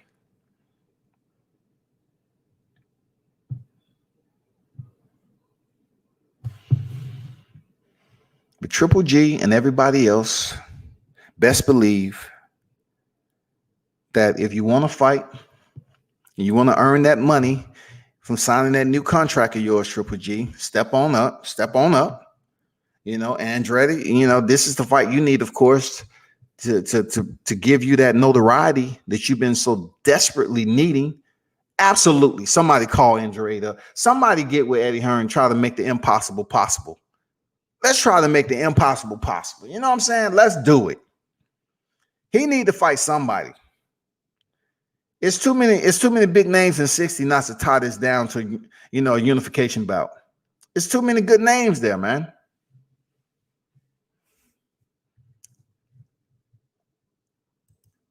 Let's make it happen. What's next? What is next for the Charlo brothers? And you know what? I like what I'm seeing on the landscape. And, you know, but the only thing is the politics that may be involved at 60 and 54. But when you get this close, Ring Magazine, WBC, WBA, IBF, and the only other title out there, the scoop up is the WBO. Let's make this shit happen. We can make this fight happen, man. We can make this shit happen. Ace Boogie said Charlo versus Eubanks Jr. is next. I like to see that fight. Definitely. I like to see that fight. Definitely. Absolutely. For sure. I would like to see that fight. Because we've been waiting. And we've been waiting for Eubanks to come back on the scene. He's been down there training with Roy Jones. We've been waiting for him to come back on the scene, man. Seriously. It's nothing out there just yet. It's just been rumor mill that he's been calling out Charlo. You know what I'm saying? So let's try to see if anything surface that's official with that. Yeah, I believe it. It's all about if they willing to give Eubanks, because look, you look at it this way, Ace Boogie. Boxing isn't supposed to be about all this friendship and, you know, fan-friendly, you know, combat and shit like that. But a lot of fighters just don't like Chris Eubanks. And then we've seen where that can affect them making the fight. You know what I'm saying? A lot of fighters just wouldn't like to give Eubanks and share the platform with him for a fight like that, because they have a lot of bad things to say about his attitude and the way he acts. Will I watch that fight? Hell yeah, I'll watch it. Especially after seeing him spar down there in Pensacola. Hell yeah, I'll watch that fight. Absolutely. I'll watch that fight. That'll be a damn good matchup too. Ace said Andretti is going to fight another Uber driver. Damn. We have went When did the transition happen, Ace? When did it transfer from taxi? Because taxis are still out here now. It used to be cab drivers, taxi drivers, right? Piece of delivery guys. Now Uber has absolutely taken over. He said Andretti's going to fight another Uber driver. Man, it's up to the media to stop it. You know what I'm saying? We need to start pushing the narrative and pushing these matchups out here because people tuning in to new media, people tuning in, checking us out, man. We need to start pushing these fights out here so they can catch a little bit of fire to them and burn the interest into some of these promoters to make this shit happen. Because we went to freaking pizza delivery guys, cab drivers, all that shit to now Uber. Y'all don't even include Lyft drivers. That shit, Lyft gives a little bit more inspiration. Lyft. He's fighting a Lyft driver. No, Uber driver is like, God damn. He's going to fight an Uber driver. Just an ordinary individual who signed up to transport from point A to B. No big deal. We don't know who they are. And once we get out the vehicle, we will never remember who they are because all of them, there's too many out there. There's too many Uber drivers out there. You know what I'm saying?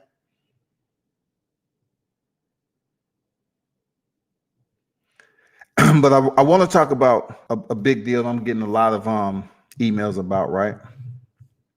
Do y'all believe the finish with Mel Charlo and Jason Rosario was authentic? Was it something that wasn't pretentious? You know what I'm saying? The way he landed the jab up top and then to the body.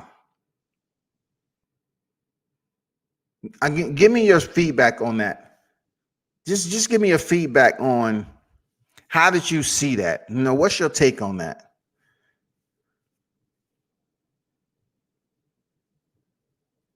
Do you feel it was a well-placed shot? It had enough sting on it to reorganize the breathing pattern of Jason Rosario to cause him to almost seem like he's convulsing. You know what I'm saying? Or it was some type of panic attack from the way it looked. Do you believe that it was enough power or it was perfectly timed? Because timing is everything in boxing. When you're seeing that, that shot land from Mel Charlo, was it a well-placed, perfect shot that caused him to go into convulsions the way he was? Was it a well-placed shot? And this is just an opinion. It's not to take anything away from the finish, but I just need some other, some other people, supporters to tune in, the boxing head, the aficionados. Just let me know what's popping.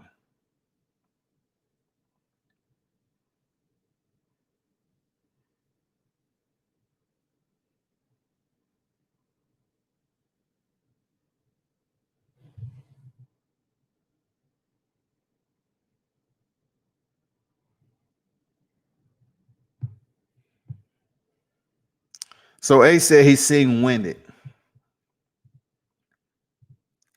He's seeing winded before he received the shot.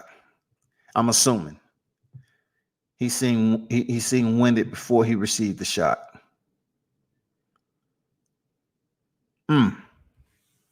Got it. So he might have had some cardio issues, some conditioning issues at that point in time from pressing the pace from the opening bell to the end of the seventh when he really started to look degraded. Understood. So fatigue can cause a knockout to present itself like that. You know what I'm saying? It can. And plus, that was the third time when he was stopped in the eighth. That was the third time. That was the third knockdown. So he might have been degraded, but in boxing, man, shit comes up. It pops up that we ain't never seen before. And it's hard for us to look at it as being real, legitimate. Like, Did I just see him knock him out? I just see Mel Charlo knock him out with a jab? Did I just see Sergey? Did I just see Sergey? Was Anthony Yard knocked out with a jab? Fatigue, right?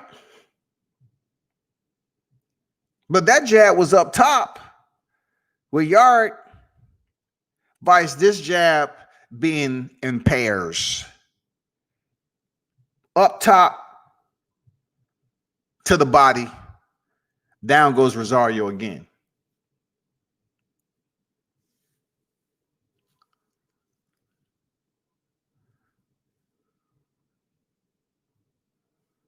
Saying the ref was annoying. Shout out to Dan in the building. The ref was annoying as hell to always wanting banana.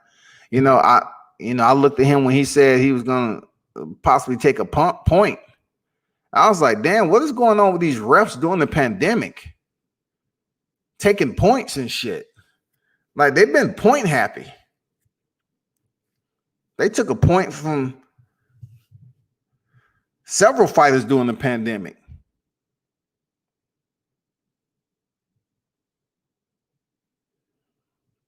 I had Banana winning before the knockout, but we all knew after the 2 knockdowns he was going to need to KO Charlo.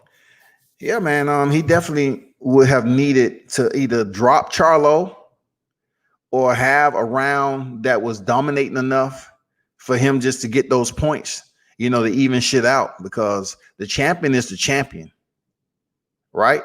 In this particular case, we're fighting for the unification.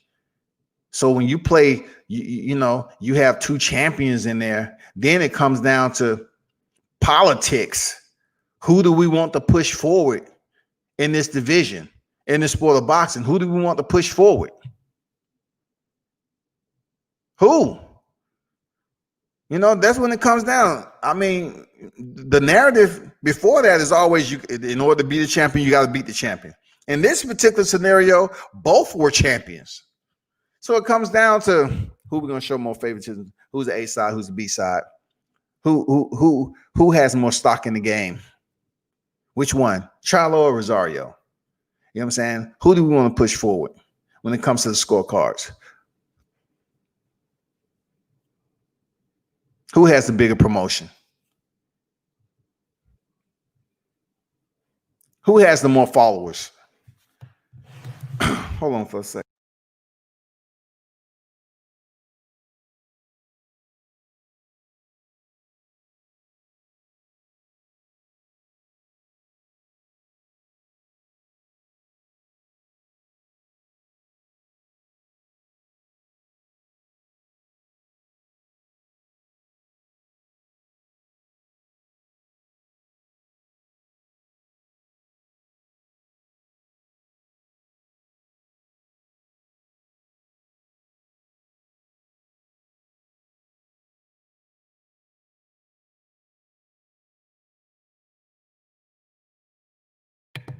I was just reading some emails I was getting in. Okay, cool.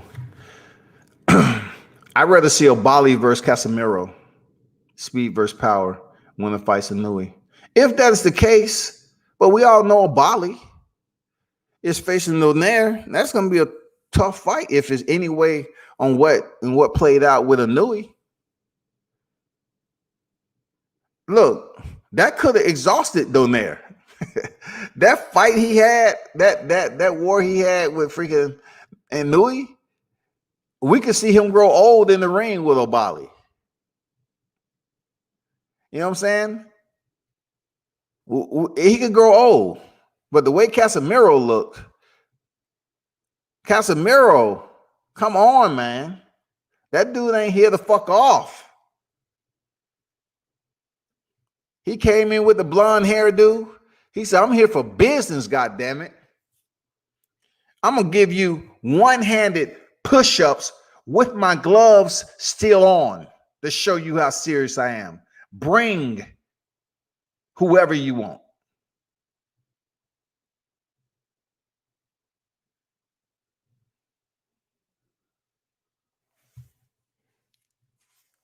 I would definitely like to see either Obali and Casemiro or Nui and Casemiro. More than I would want to see a Nui versus Obali. I would want to see a Nui versus Casemiro. Real talk. My favorite bantamweight, Casemiro, never disappointed. Racked up his first title defense by KO. Yep, absolutely. That was horrendous. If you're going to give it to Jamal, give him a split decision. He never was able to drop Sergey Derevyanchenko to separate himself in points. I didn't see the fight being that close. I just felt that, like, if you're gonna look at the punches landed, if you're gonna look at quantity, accuracy versus power, you know what I'm saying? You will want the right judges to be grading that fight, because some judges, when they start to see a fighter get marked up like Derevyanchenko, they start to really lean heavy towards the person who's doing the damage, the person who's executing and administering the damage, which was Charlo. He was marking them up real nice. Some judges think like that, man. They'll look at a fighter that's bleeding all over the place, eyes freaking swole shut, and then they won't take in consideration on the work that Derevyanchenko was able to do once he was able to close the door and get on the inside of Jamal Charlo, pushing backwards. But how often did he push Jamal Charlo backward to be effective with his punches and scoring in the rounds? He was successful, but enough to get a split decision? No, I can't go off that, bro. I can't do it. There's no way that I can goddamn honestly sit up here and confess that, yeah, split decision it should have been. No way. I don't think so, Dan. I cannot commit to that, man. I respect your opinion, but there's no way I can commit to that, man. I thought Charlo did enough in a very entertaining, competitive back and forth fight where, it was some times that the jab was showing his face, rearing his ugly face early. And I'm saying to myself, Derevyanchenko got to do more. And then, I seen Derevyanchenko sacrificing, willing to eat punches to get in close. And as the rounds went on, Derevyanchenko, man, started looking worse and worse and worse. He was still pressing forward, but he was hurt. He was hurt several times during that fight too. And the judges take that in consideration. Even though he wasn't getting off the canvas, he still was getting chopped up pretty nice.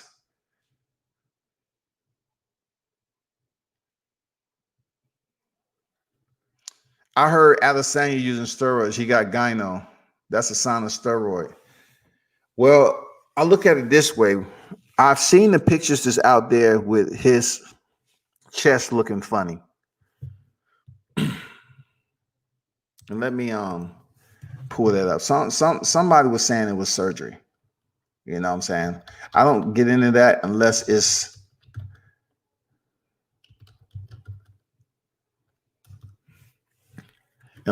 out in the media. But there are pictures out here of his chest looking a bit funny. You know what I'm saying?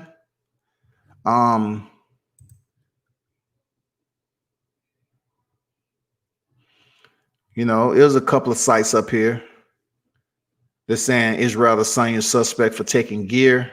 Gear is PEDs. For those of you that may not know that. Adesanya is on steroids, got no evidence. I'm just going off certain articles that's out here already. And gyno, hold up for a second.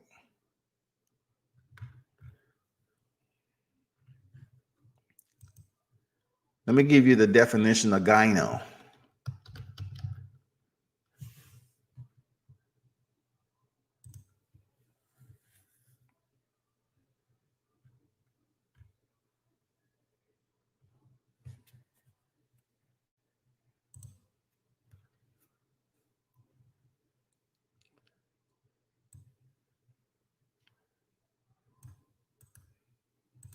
So this is the definition, not to get too far off subject.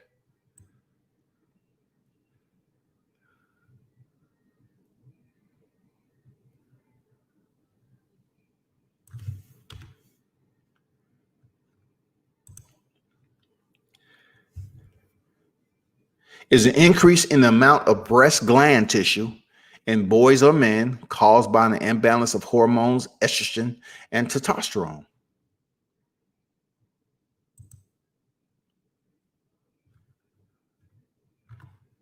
So for Israel Adesanya, there are people that's looking at his chest as being a little bit having those symptoms. This would be funny because he was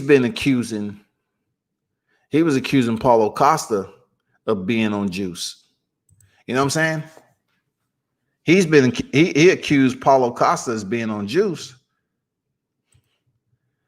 But let me try to find a picture. They have a picture out here that's pretty damn clear.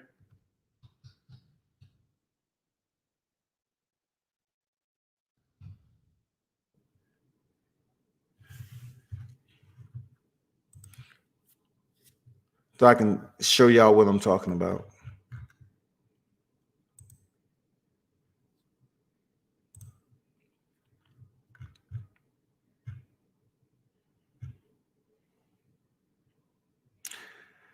I'm not going to spend too much time on it, though. It's just pictures that's out here. More so a video, shit like that. But I'm not going to sit up here and screenshot the situation. But anyway, it's up to USADA to figure this shit out. And I know, when it comes down to all the fine details, y'all, about gyno and ped use, man, it's just shit that I look forward to seeing the UFC take advantage of with their partners, their anti-doping partners in USADA to prevent shit like this. That's all I'm saying. Nate Diaz said it best. If you remember, Nate Diaz said it best. He said all of them on steroids. Nate Diaz said it best. All of them on steroids. What's good, Rob? Salute to you, man. He said, like I said, Sonya in 2 rounds. When people are saying that, Sonya would stop Paulo Costa in 2 rounds, I thought Paulo Costa would be just a bit more competitive and hang around a little bit. I thought he'd be a bit more durable. But he went out like he wasn't even supposed to be ranked that high. Shit. Like he went out quick.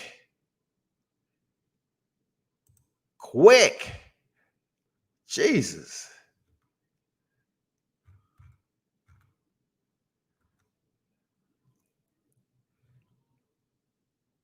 Casemiro versus Rigondeaux. That would be a good one.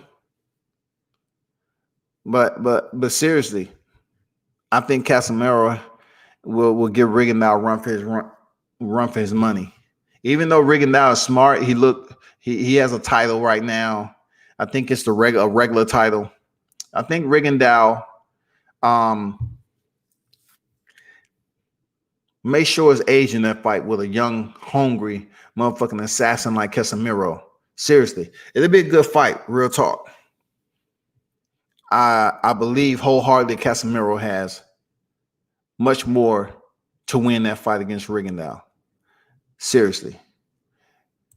Let me look up something. I want to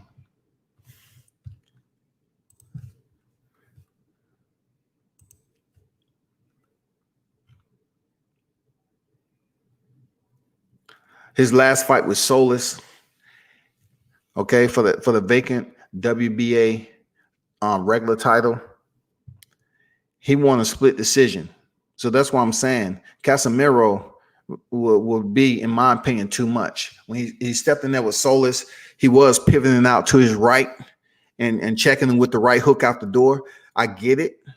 With Rigondeaux, I mean, he was keeping his space enough, landing those solid shots when he needed to, staying active. I mean, he was pretty accurate with his combinations against Solis, but he won by split decision. And Solis was pressing the issue on Rigondeaux. He wasn't scared of nothing. He came in with behind the jab, or he was coming in with the two. Whatever he wanted to do, he did it. That'll be a good fight, though. But I think Casemiro's too much. For real. I'm not saying it's not going to happen. But somehow, some way, Rigondeaux might be in the picture to face one of these champions. That's not far-fetched, man. Seriously, that's not far-fetched. Dion say, y'all not finna count my boy Rigondeaux. I'm just telling you, he won a split decision. I watched the entire fight like 3 times. Solis was like 35-1 at the time he fought Rigondeaux. It was a good fight, but, you know, we'll see how that plays out, though. Velocity of the building. What's good, man? Salute to you. Rigondeaux isn't active enough. He last fought this year, though. Rigondeaux fought in February this year. And, you know, I don't see a scheduled fight for Rigondeaux. I don't see it. I do not see a scheduled fight for Rigondeaux right now. He is a monster hunting, so whoop Casemiro and tell Inouye it's on. Man, if Rigondeaux went up there and whooped Casemiro, if Rigondeaux whooped Casemiro, I would say, God damn, this cat who's 39 years old is turning back the hands of time. In certain sports, you can get that energy from older, you know, from the 40 plus. You know, he's about to be 40. You know, he has a birthday coming up this month. You know what I'm saying? He'll be 40 years old. If that, you know, I don't like to put all these fighters that's over there from Cuba in the same boat and fuck with them when it comes to their age. I don't like doing that. But that's if that's his true age. But if Rigondeaux was to go in there and whoop Casemiro, it would send a message. I'm like, real talk. That shit will send a fucking message like no other, especially seeing Casemiro and what he was able to do. What y'all think about that Josh Taylor fight? Abnion Kong Song. He went in there and gave Kong Song the beatdown in the first round. Bars, pairs. He administered Abnion Kong Song with the beatdown. Stop him in the first round. And this dude record was similar in wins as Josh Taylor and a slight space in knockouts for the two. And he went in there and destroyed this cat. Listen, that will always be the case, people, when it comes to boxing. Boxing allows individuals to build up their record in places where you might find opponents that aren't worthy. But if that opponent has also had an avenue where they have been just driving to certain locations and fighting Uber drivers or basically bubblegum opposition, they can build up their record like that. They can build it up to 10-0, 15, 20-0. They can do that. It's always going to be a format in boxing that you're going to see some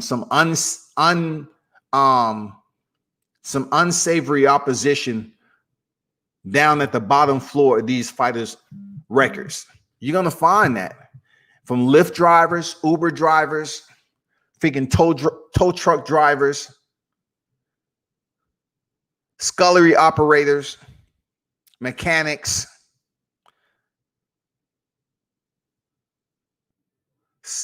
stock shelf employees, Amazon freaking shift workers, Walmart greeters, Popeye employees,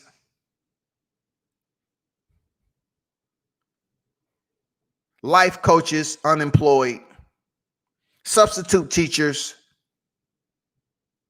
daycare workers, YMCA customer service,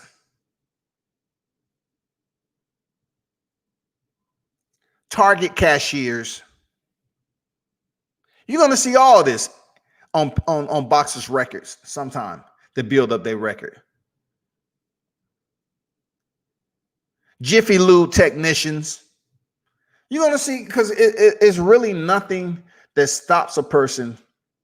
You know, you pass the medicals and you say, you know what? I want to become a professional fighter. That's why you will continue to hear the narrative of people criticizing the sport of boxing when it comes to records, because every fighter has a different path to build upon. You have some that have applied themselves to the amateur circuit and learned and honed their craft and was able to meet the right people to grow and cultivate themselves in the boxing to turn pro with an with a proficient level of boxing skill set. Then you have the other ones who I just mentioned. They apply for a boxing license and they're selectively choosing individuals who are very unqualified to be a boxer, but yet they may have a 3-0 record. They may have a 1-3 record, a 2-8 record. And then you build that up and build that up. And then you run into some of those fighters who have an 0 on their record, and you have to pay for that fighter. But you're paying for that fighter just so they can display themselves on your freaking ledger, your box rec. Some fighters, they get the paycheck, and that's all they fine with. They get that big paycheck, 25,000, 30,000. They say, cool. But you have worked years just to get a $30,000 check. You have built up your boxing resume with bubblegum, super bubblicious opponents just to get 30 to 35,000. Just to say, okay, now I'm 15-0 and I get to call up, the phone rings, and they want me to step in there with a legitimate top ranked opponent. Do you want to take the fight or don't you? And then the fight is announced, 15-0 fighter. And then, like we do, we go up here and do our research. Let me see who he fought. Way been. God damn. Okay, Target, Walmart, Kroger, Publix, Jiffy Lube, Firestone. Okay. Mall security.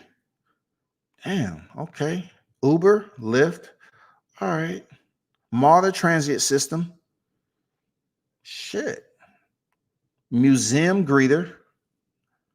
Customer service operator. Telemarketer. Got it. All right. This is going to be a first or second round knockout. All right, cool. But he's going to get paid well. You know what I'm saying? That will always be a format to boxing, because it's no way to stop the shit. Boxers going to continue to fight individuals who they can pay for their opponent and continue to build up their resume. And I look at it as bewildering in a way, because you can build up your record as a boxer and then somewhat get extremely placed under the lamp. You was creeping in the dark. Now you beneath the light, camera's action, and you go in there and get destroyed. But yet all alone, the whole persona has been, hey, so-and-so right there, man. He 8-0 as a fighter, man. He undefeated. Oh, for real? Okay. Thanks to BoxRec, we can look up and see who you fought. So-and-so 10-0, 15-0. Okay, let me see who you fought. You get to 20-0, and you have your last two opponents have more losses than wins. That is the format. That is the virus of building a boxing resume. That is the plague. And a lot of people get on here and say, well, what the fuck you talking about unless you competed professionally? I can speak on something that's been around the sport for quite some time. You can look at the greats all the way up to the current. They have to build up their resume. Not every fighter does that, though. The great Muhammad Ali did not. The great Muhammad Ali did not. Look it up. Some fighters are different. I can either include Teofimo Lopez on the way he built up his record, sitting at 15-0. He did not. There's some fighters that, in my opinion, did it the right way, and there's other fighters who comes in here with a 16-0 record, like Amnion Kong Sung and fighting Josh Taylor, and he gets blasted in the first round. And you saying to yourself, but his record was 16-0.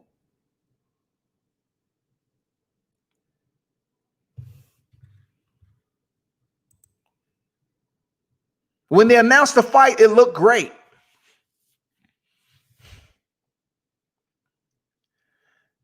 Rigo was younger, he would outbox Casamora like he did Donaire. Of course, man. But you know, the if. Only 2 syllables, the if. Shout out to the boxing queen herself, Denise Wards.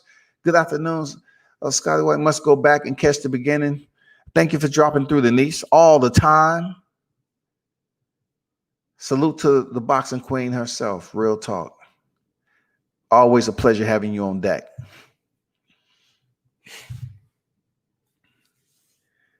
Of course, the what ifs, man. We cannot, at this point in time, say we have the pill to turn back the hands of time. I'm not talking about the blue chew. When you have to perform once a night, you know what I'm saying? But we're talking about a pill that turns back the hands of time and take years off your life. If that was invented right now, would it even be legal for a boxer to take it? A boxer like Rigondeaux. Do you know what that would do to the sport of boxing if we did have that? If we did have a supplement that can turn back the hands of time, and you have boxers like Rigondeaux. We have those boxers like Bernard Hopkins, Tito Trinidad, Roy Jones, Mike Tyson. We can allow certain boxers that have left the sport to be able to turn back to the fountain of youth and be able to compete. Do you know how that would turn boxing upside down, y'all? It'd be boxers boxing well over into their 50s, man, just because their body have absolutely been able to reverse the aging process, both mentally and physically. And they're able to attend training camps as if they was in a normal state of growth. They're able to compete in a youthful physical state and perform well doing it.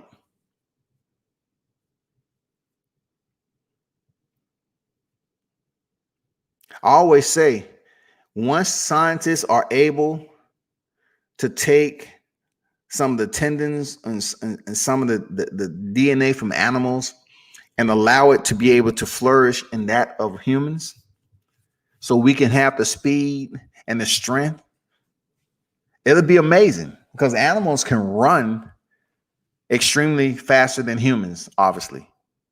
So if we can find somehow, some way to extract, take off, remove these tendons, and shit, these fibers and all this other medical shit from these animals, and somehow apply them to a human structure, which is still living and successfully able to have blood flow. Blood flow is important, and allow them to work as if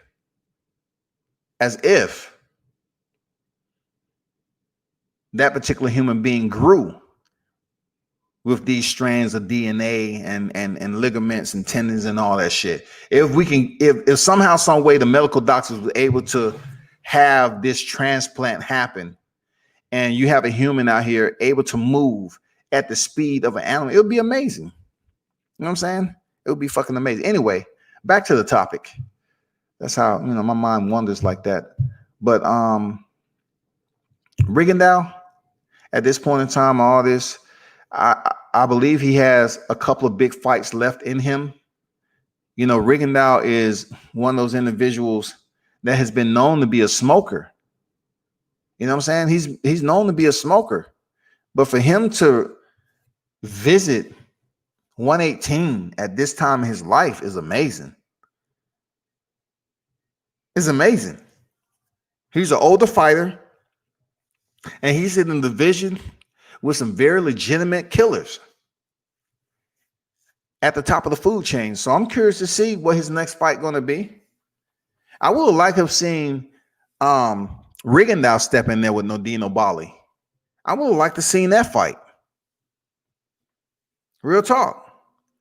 I would like to see him step in there with Obali before he knew he.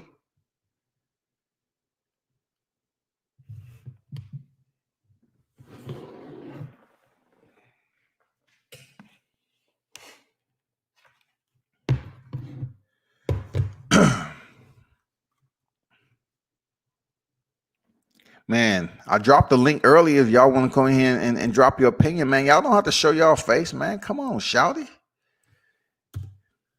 Man, y'all follow boxing? God damn, shouty. Y'all can't get no boxing feedback? World Combat Sports in the building on a Sunday. I already done gave my confession, repented. I'm up here talking to the freaking boxing aficionados, man.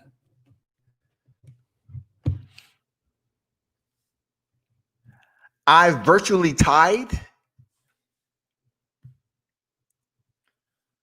I mean, everything, you know what I'm saying? It's all good. Shit. Shout out to everyone who's doing the damn thing out here, being safe during the pandemic. I know we don't hear much about COVID anymore.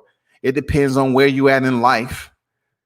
I never thought, let me tell you about a situation that happened since I'm on it. Let me tell you about a situation that happened. Because though you may be in a region, let's say the region is a state region, okay? Not every area internal to that region have the same order, command and order when it comes to this COVID-19 restrictions. Some stores you can walk in and you need to wear a mask, and some you don't. Some Walmarts, you can walk in and they're enforcing masks. You have the people outside, and then you walk in, you see motherfuckers walking around with no mask on. I say, so the same one that asked me, did I have a mask? Did they see these individuals? Because they have shit cordoned off entry, exit, right? This is gonna make you laugh a little bit. This is no cap, man. Real talk. It's real talk, man. So I'm in Popeyes the other day. I wasn't planning on eating any Popeyes, but I guess it was fight night. I said, fuck it, I gotta go get me some wings, breast, get me some red beans and rice, mashed potatoes and shit. Sort of like a cheat meal, but not a cheat meal because I'm not on a strict motherfucking diet. But anyway, I go into Popeyes and I was able to get in the door. But it was no sign up there because the Popeyes are different down here in GA. They're different. I like to go to the Popeyes. It's in the hood. I'm not gonna lie. They serve the best motherfucking chicken, people. You go to like the fluent Popeyes, they don't taste the same. I don't know if it's black people back there just putting they stank on it, putting their foot in the motherfucking chicken, but that shit tastes better where I grew up. Anyway, I goes close to the hood, close to where I grew up and shit. So I'm able to go in the door. So I always read the sign and see, okay, you must have a mask. So I go back and retrieve my mask. Boom, I'm in. So I go up there and this young cat tells me, hey, we're only taking drive-through orders. So I didn't make a big fucking deal about it because the longer I sit in here and talk to him, if he's correct, I'm wasting time for getting my chicken. So I started to walk away. The lady say, no, sir. We'll take him. It's only him. And I was surprised I was like the only one. The other people were waiting on their order, and I was the only one ordering. It's only him. So the sister, she made a command decision and said, hey, we'll take his order. But the motherfucking the card, the credit card device wasn't working properly. That's probably why they were saying that they was taking drive-through orders only. And this was Saturday, no different than anything else. And I'm gonna tell you why. So the guy said, what's your order? I told him my order and everything, put the card in there. The shit didn't work. So 2 other people walk in. Three. This female, she was fine as hell too, but I can tell that she'd been in ATL too long. She had that mean mug look on her face, like, nigga, don't talk to me. I get this all the time. But she was looking good that day. She was in workout gear. Anyway, moving on. It's two brothers behind her, and I can tell by their accent they was probably Haitian or whatever. So they was talking. So it took me at least about close to 15 fucking minutes just to pay for my meal. The credit card device wasn't working properly. So I'm waiting. I'm committed to stay here now instead of storming out the Popeyes. One, because I wanted to see if my card was used or whatever. Plus, as long as you stayed in Popeyes, shit, I was goddamn salivating for my meal. Now I was waiting. I said, hey, I'm not giving up. I'm waiting. I got a taste for Popeyes. I'm not driving to another location. I'm committed. I'm dedicated to hold my ground, stand my ground in this motherfucking Popeyes to get my chicken. So the 2 brothers that walked in, the Haitians, I know they was Haitian. All right. One of them tells me he walks to the side of the lady. He said, hey, is your card working? You don't have cash? I looked at this man. I said, excuse me? What does cash have to do with anything?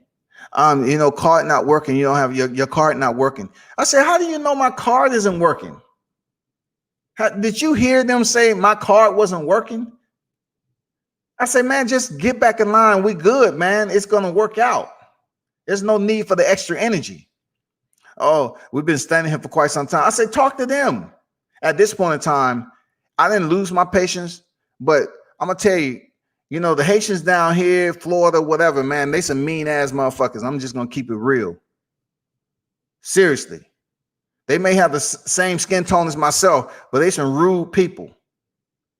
So I say, man, this has nothing to do with my card not working or any of that shit. This is Popeyes. My meal is just a little over $7. So if you want it to be paid in cash and you think that's going to speed it up, you can go in your pocket and pay for the freaking meal. So I'm standing up there, this young cat, man, and I just look back to when I initially had my first job before I joined the Corps.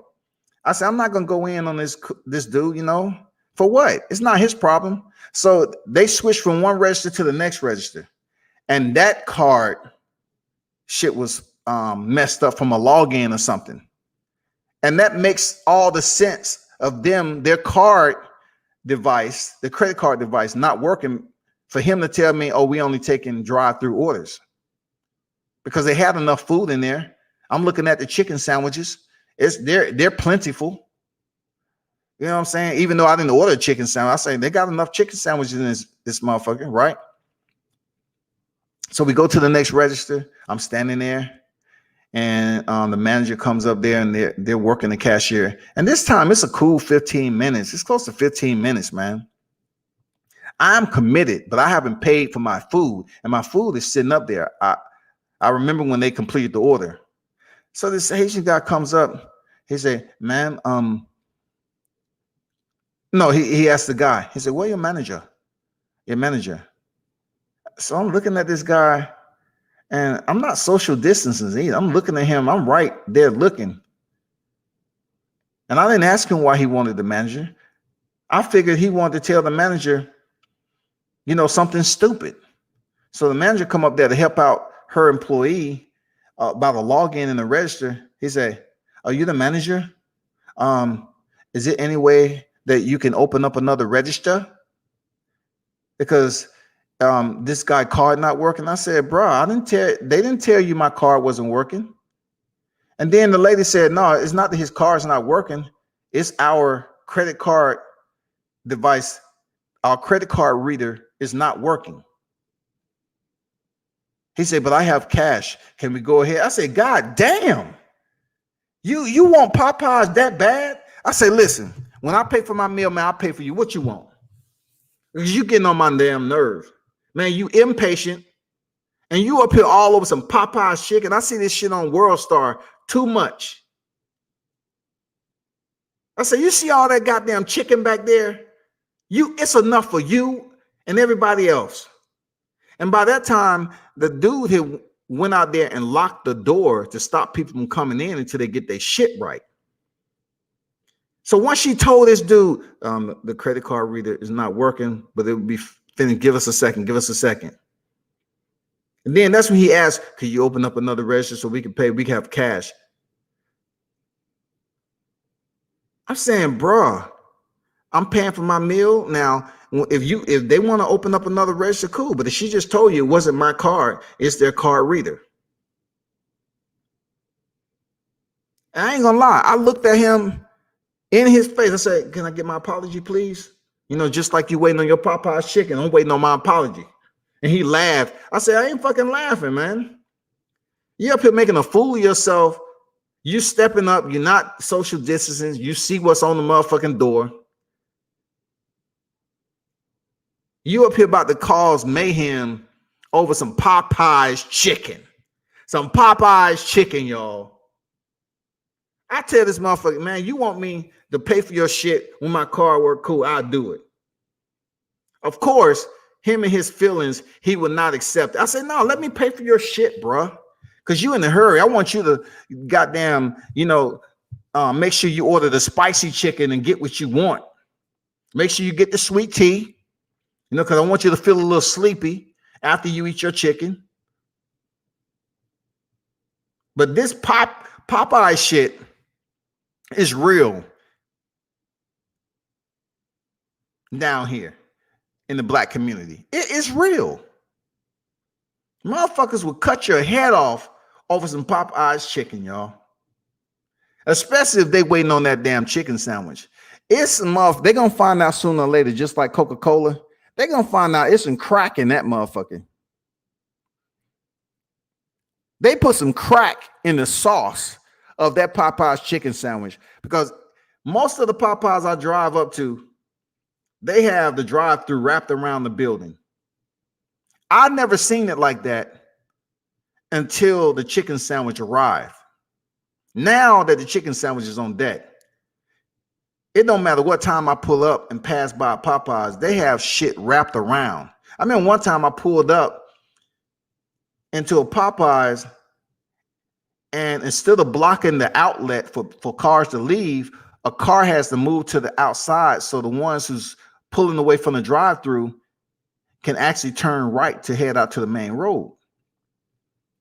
So me coming in there one time before I even figured this shit out, because I don't go to Popeyes all the time, I pulled in behind the car that's where the drive-through at, not knowing the line is circling around the building. I have this sister blowing, laying on her horn.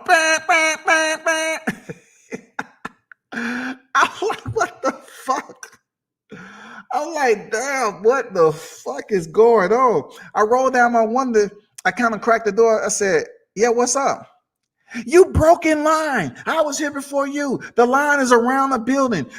Drive around the building." So if she would have been nice about it, I would say cool. But she was calling all sorts of niggas and bitches and all this shit, hoe ass nigga and da da da. So at that point in time, my plans changed. I entered my vehicle and I stayed my ass right there because she was absolutely rude. I honestly was telling her I didn't know. I didn't know. Now back to the Haitian dude. He had a dude with him, right? So he like, brother, he was being nice about it. He say, hey, let him go, man. He said this shit didn't work. But I have to, I'm with my chicken. They just taking their time with him, and we've been in here too long and this, that. I said, you're not patient, man. But this is chicken that you're fighting over right now. They told you that the credit card reader was not working properly, and you're still going on and on, man. But you're gonna get his chicken. So I'm not gonna lie. I told one of the workers back there, I say, hey, can you make him his? I said, what you want? I said, what you want so they can make it right now? So you can get the fuck out of my face. What do you want? No, it's not that. I'm good now. I say, you good now that she told you that the shit don't work. Stay your dumb ass in line, man, and wait for everybody else. It's not that serious for you to be up here. Oh, his card not working. Let me go up here and pay for the register and all that. I say, damn. And I thought I suggested, I wanted to pay for the chicken. This motherfucker want to crack a smile. No, I got it. I say, if you got it, then stay your ass right there and get the fuck out my face, and you'll get the crispy chicken that you're looking for. Make sure you order spicy, goddammit. Get the sweet tea so you can be happy in life. I want to let everybody know that shit happens in the right area. That Popeyes freaking mayhem, that crack that's in that chicken sandwich, they have a serum in that damn sauce that's on these sandwiches that forces motherfuckers to come back and fiend to get some Popeyes chicken. They fiending for it. So I'm standing off to the side. I'm waiting for my fucking order. Finally, I got the payment to go through and shit. And I'm digressing, man. I fell back because my situation with him is over. Then the lady looking at him like, damn, you're doing too much. You're doing too much right now. So finally he orders, he has his order, and the dude, he orders like 3 chicken sandwiches, and he orders some whatever his order, but I remember him ordering 3 chicken sandwiches and shit like that. And his bill came up to about $20. He got what he wanted. Everything was fixed and prepared. But he himself had to wait for the lady to pay for her meal. And when you know it, she had to pay for her credit card. That shit wasn't right away. He had to wait for her credit card to go through because the shit was, it was a big time delay. So her son comes in there. I didn't know she had it. I just seen her. I said she was fine as hell. Her son comes in there, knocks on the door because the door was locked. So these motherfuckers are standing right there. They the last ones to come in, the Haitian dudes. They wouldn't even open the door for the dude. So she sees her son, goes over there, unlocks the door, and these Haitian dudes walks up to the register when she's waiting for her card to be approved as if they're about to place their order.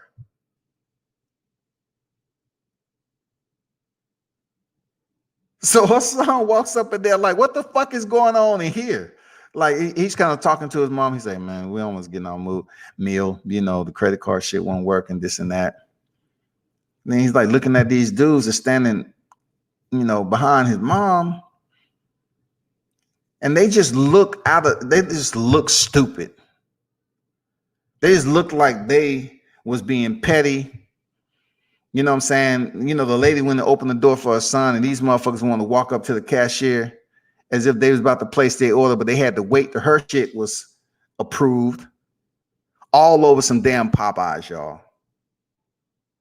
Them motherfuckers probably went over into an empty parking lot because since the pandemic hit, we have a lot of empty parking lots down this motherfucker. They probably went in an empty parking lot and ate the Popeyes chicken, tossed the bones on the floor, crumbs everywhere. Or the large motherfucking T just sat there. Oh, man. Oh, we just love this. Nothing like some Popeyes chicken.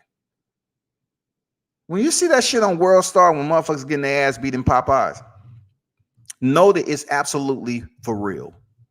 I know this is off topic from boxing, but I just had to speak on it because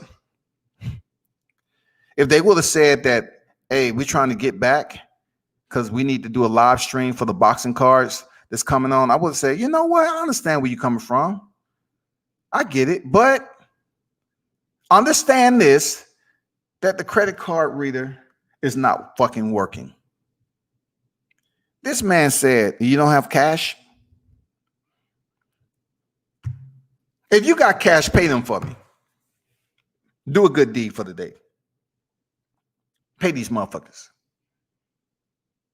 Go ahead, pay them. Since you're in a hurry to goddamn go in there and get your fingertips greasy, go ahead, you pay for my meal.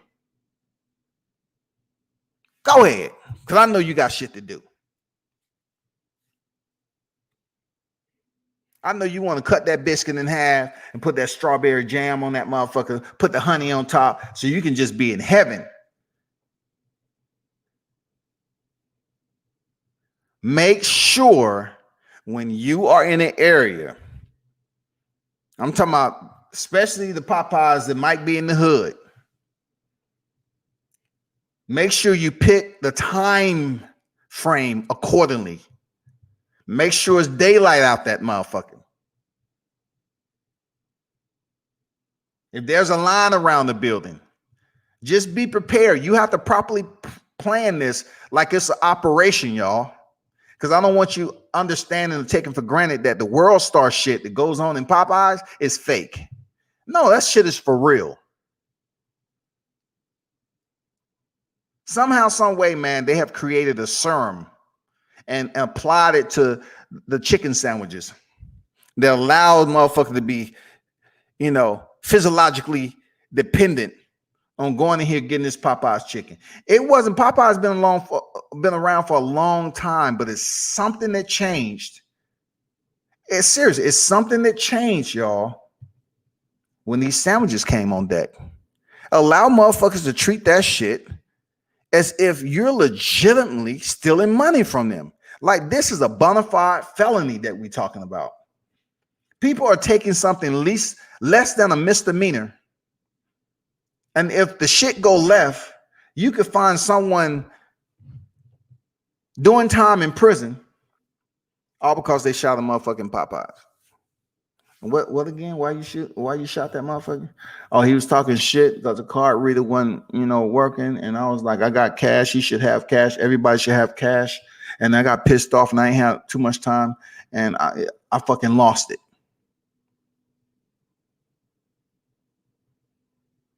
I was drooling from the mouth, foaming.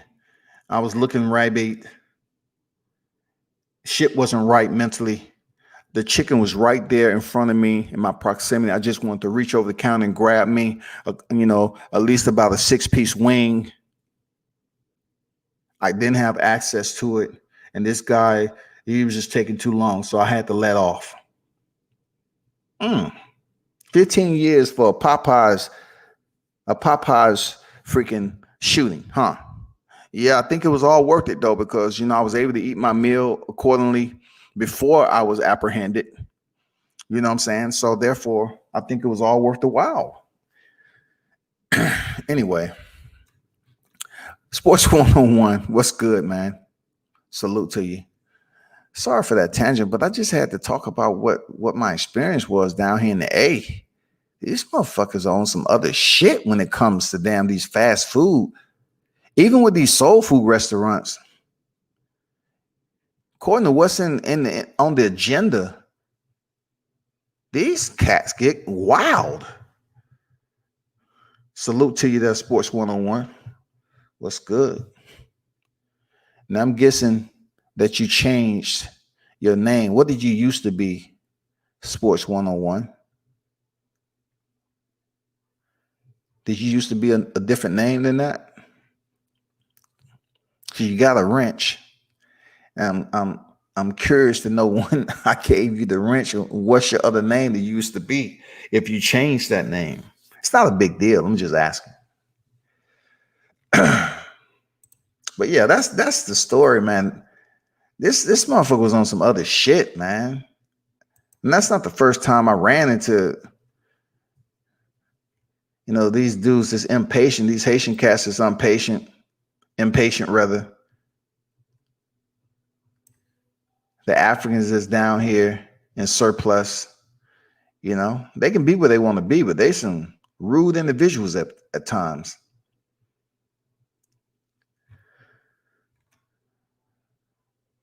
So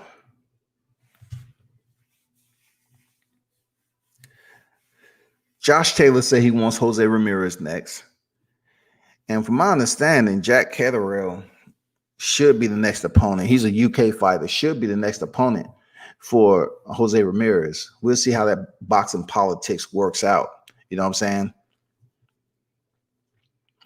Bob Arum said he is upset over this mandatory mismatches. I agree. A lot of shit I don't agree with Bob Arum, but some of these mandatories are mismatches, man. Some of these number one contenders are mismatches, to be honest.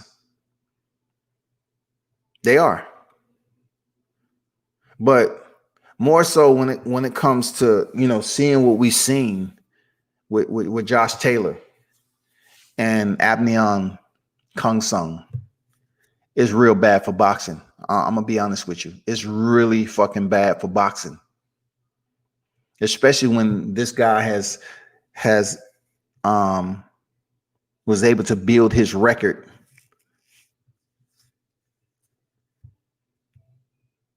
He took the motherfucking off roads and stayed off the business route where nobody could see him. He did it secretly. And the competition don't add up. Even when they looked at this opponent, they saying, oh, his competition sucks. But he has a 16-0 record. This shit sucks, dog. And he go in there and blast him in the first round. He had a training camp for this shit. Man, he had to make weight for that.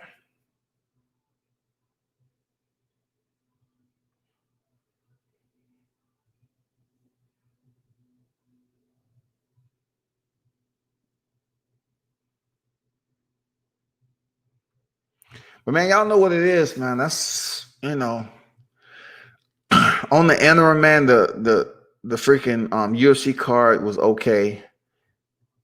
All right.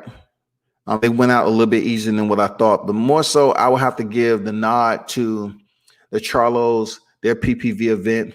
Both of them went in there and performed outstanding. They showed up. I do believe the stock of the Charlo brothers did increase. Whether the notoriety did, and the fan interest, I don't know. You know what I'm saying? But they went in there and performed well on PPV. They did. You can't say they ran. You can't say they made it a boring ass fight. You can't say it was a robbery. You can't say they didn't live up to the expectation. They lived up to what the Charlo brothers was capable of doing. Both of them, they did. Like I said, when I was doing my live, I think Mar Charlo was taking more punishment than I truly expected he had to take. He's athletic. I would expect you to use that defense that you start applying, in the third round. That's the defense I know you to have, but don't allow somebody like Derevyanchenko, who has to eat 2 or 3 punches just to get inside on you. Don't allow him to start having success. A lot of people are going to say, well, Mel Charlo carried Rosario. If he did carry him, so be it. It's going to be a lot of damn scenarios used in the performance of both Charlo brothers. But what I can absolutely honestly say that I was entertained in both bouts. Seriously. Like the Derevyanchenko fight set the tone. The Derevyanchenko, Jamal Charlo Derevyanchenko set the tone for male to come out there and defend and unify the division. It set the tone. And that together as the Charlo twins was phenomenal. High grade performance. Salute to both of them for going in there and making that shit pop on the PPV. You know what? Let me check this before I bounce.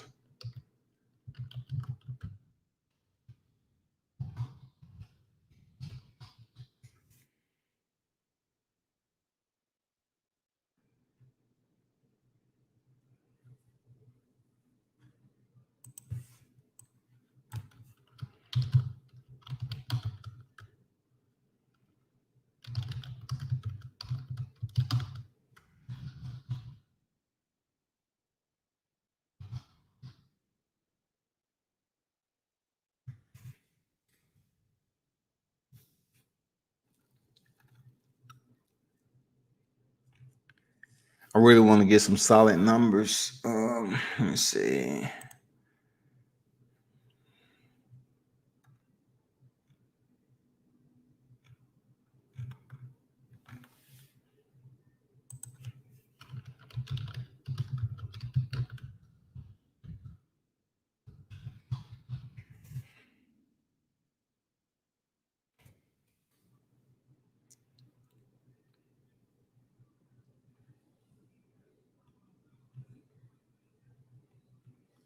I really want to see were they successful. It's gonna be hard.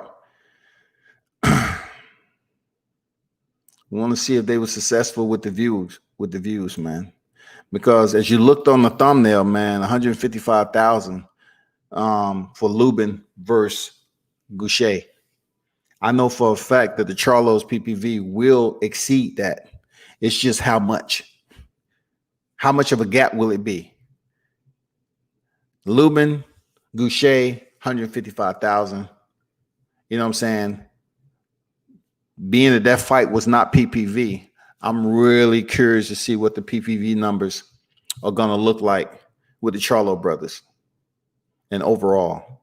But y'all stay tuned for that. I don't have that information right now, but we'll see. SB90 in the building. We just got the sandwich up here in Toronto last week. The lines are crazy every location. Man, all I'm telling you, man, is to make sure that you have some type of freaking lethal or non-lethal protection on you, man, because that shit can get ugly quick. Once they start the goddamn find out, it's always going to be like the longest yard there, SB90. When old boy took that cheeseburger out his,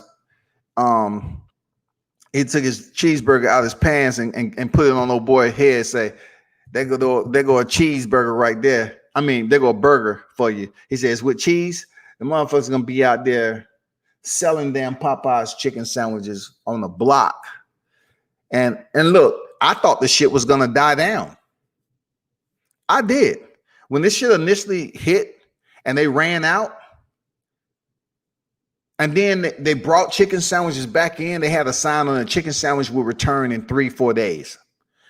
When that 3 to 4 days, it was so many of my people standing around.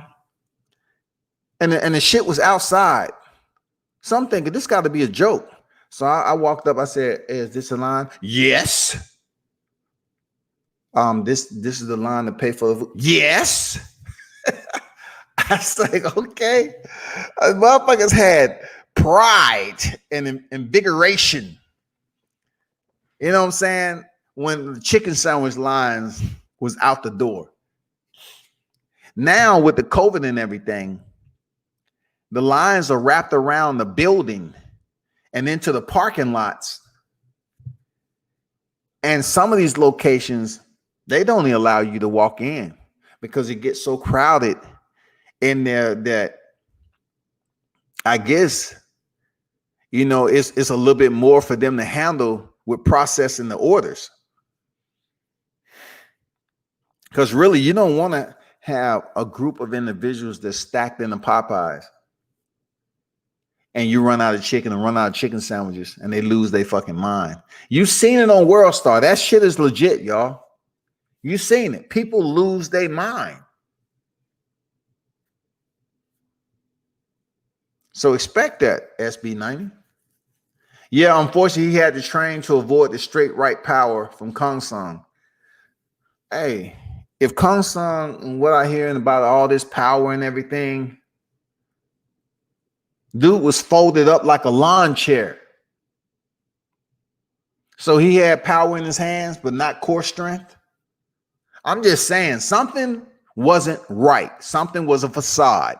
That's all I'm saying. In all of his natural state of training the sport of boxing, Kong Sung refused or skipped over a certain part of his training. Because Josh Taylor went the distance with Regis Prograis. But Kong Sung supposed to present all this power, and he was folded up like a wet envelope. Shout out to Lion Killer Podcast. What's good, man? Salute to you. Jones say, I'm in Detroit. That sandwich all right. Wendy's spicy. Better by miles. The hype died down here. Man, you know, here in the South, man, I'm telling you, every recipe is different. Seriously. Every recipe is different. I'm not going to sit up here and do a taste test. I did that already. And, you know, Wendy's, they make a pretty good chicken sandwich. They do. I'm going to be honest. I don't eat a lot of those chicken sandwiches, spicy chicken sandwiches. But I have had the regular and the spicy from Popeyes. And it was good. Once again, it's according to where you go, what location you pick up your food from. Not all of them the same. That's real. Not all of them are the same. Real talk. But what I can tell you is that the ignorance and the juvenility from grown-ass, age-appropriate adults for which we should expect more discipline and civility from always disappoints me in certain areas, especially when it comes to these Popeyes chicken franchises where people just absolutely have a lapse in judgment and feel that violence is the key when it comes to food. We're not talking about a shortage of food. We're talking about it's in plenty. It's plentiful, enough to feed everybody. But they are on a time schedule when they don't have nowhere to be. They just want to grab hold of that Popeyes chicken and the fries, because they do have some damn good fries. And they just want to go out into the parking lot and get comfortable and eat. So once they drink that sweet tea, a lot of these motherfuckers might take a nap in the car, sleep it off for about 30 minutes, and wake up and say, God damn, that shit was good. Let me go up here to Charlie's Fried Fish and get me some dinner for the night. That Popeye's chicken was good. Let me go up here to goddamn Charlie's Fried Fish and Soul Food and get me some of that catfish and take it home for the night. Get me some okra, potato salad, and some mac and cheese. That's going to be my dinner tonight. These motherfuckers are crazy, dog.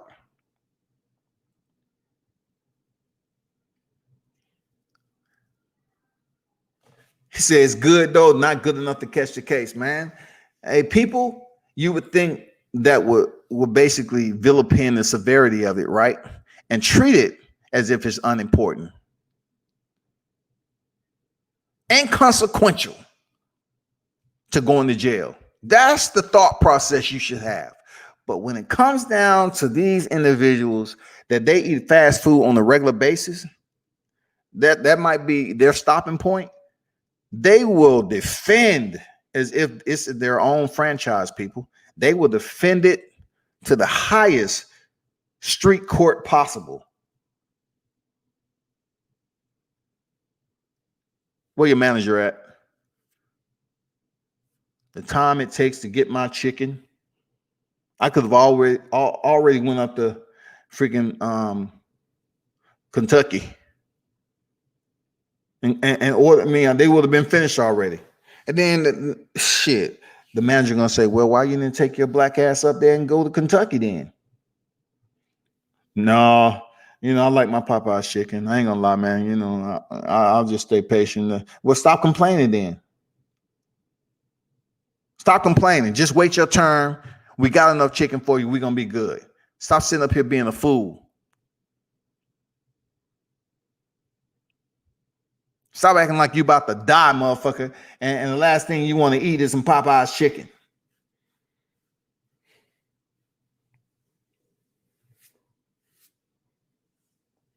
That shit got that crack oil in it. No more Wesson oil. They ain't cooking that motherfucking Wesson and peanut oil. They cooking that shit in crack juice.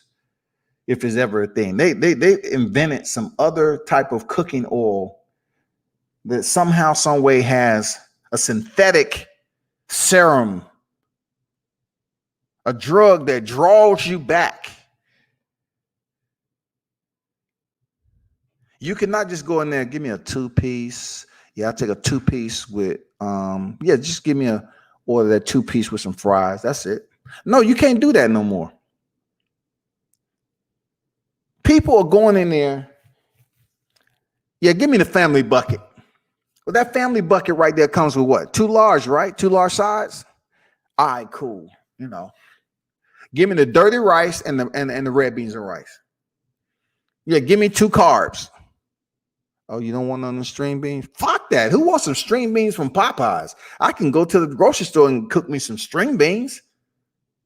I want the shit I can't make. I want dirty rice, and I want some of that damn red beans and rice. What about mashed potatoes? Man, I can cook that shit at home. I'm good. Okay. What about the fries? Oh, damn, the fries. I forgot about that. Yeah, give me a large. Yeah, give me 2 large fries. It's for the kids. I'm gonna get the kids the 2 large fries. Get 2 large fries. What about the tea? You want any tea? I can make that shit at home. And then somebody tap them on the shoulder. Hey, Popeyes, they got that tea, man. That shit the truth, man. You might want to goddamn get a gallon of that tea. For real, that shit make you go to sleep. It give you that itis after you eat that damn Popeye's chicken. That shit be calling me. That shit just be calling me and calling me. I got to get that tea, that sweet tea to wash that shit down. All right, give me 2 gallons of sweet tea, please. And it don't have to be cold. We got ice at home. All right, what's my bill? $58.25. Okay, cool. What's my weight? Well, you had a large order, sir. It's going to take us about a good 25 minutes to make sure we have the order complete, everything you want, this, that, and the other. Okay. Just be patient. All right, cool. In the meanwhile, is there any way y'all can,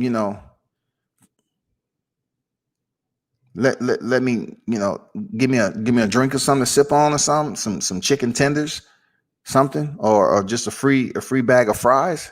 I have to wait that long. I mean, it's doing me a disservice right here. I have to stay in a Popeye's chicken for 25, 30 minutes, and I'm hungry as shit. At least accommodate the customer. And depending on what neighborhood you in or what zone you in down here, they might say, oh, no problem. What you want? You want some hot sauce with those? All right, cool. I give you a small bag of fries. Cool. While you wait, go enjoy yourself, sir. Go ahead, enjoy yourself.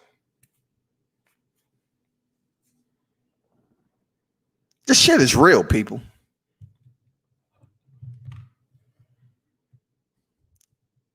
Popeye's chicken to have your own friends turning on you. If you leave a house, a residence, right? And you tell the people that are residing with you, cohabitating at the time, and you say, you know what? I'm gonna step out here and get some gas in the car. Everybody like, okay, cool. We're gonna be here watching TV, playing the game, blah, blah, blah. Watching the playoffs and shit. You can return home and you already eaten Popeyes that you didn't ask anybody else that they want any. You already completed it. But you might walk in the house with a cup of sweet tea in your hand and damn near cause a massacre to happen. Hey, bro, what's that in your hand, man? Like you went to Popeyes and you didn't tell us you was stepping through, man. Like you didn't even text us and say, what do we want and all that. And then the guy said, well, I would have let you know, but I ain't have so much on me, man. I didn't have enough to help anybody else out. But you come in here sipping on a glass of sweet tea, man. You know that motherfucking sweet tea just be calling me, man. Man, come on. You know you don't supposed to walk in here with that sweet tea like that. That means you don't have a whole meal before you even step back in here. Where's the box at? Is there anything left in the box? You have any more fries? Any more? Did you eat your biscuit? Did you eat your biscuit? Did you eat all of it? All of it? Shit. Did you finish? Oh, no, I ain't gonna ask the chicken. You finished all the chicken. God damn. Now you got me want some Popeye's chicken. You walk in here with a cup of tea, man. I'm fucked up. I was gonna fix me a PB&J or a bologna sandwich. Motherfucker, you walk in here with some sweet tea and a Popeye's cup. Man, fuck that, man. That's fucked up. You selfish as shit. Motherfuckers the house becoming disarray. Seriously. Oh, it was a Popeye's chicken. Man, I'm telling you, this shit is.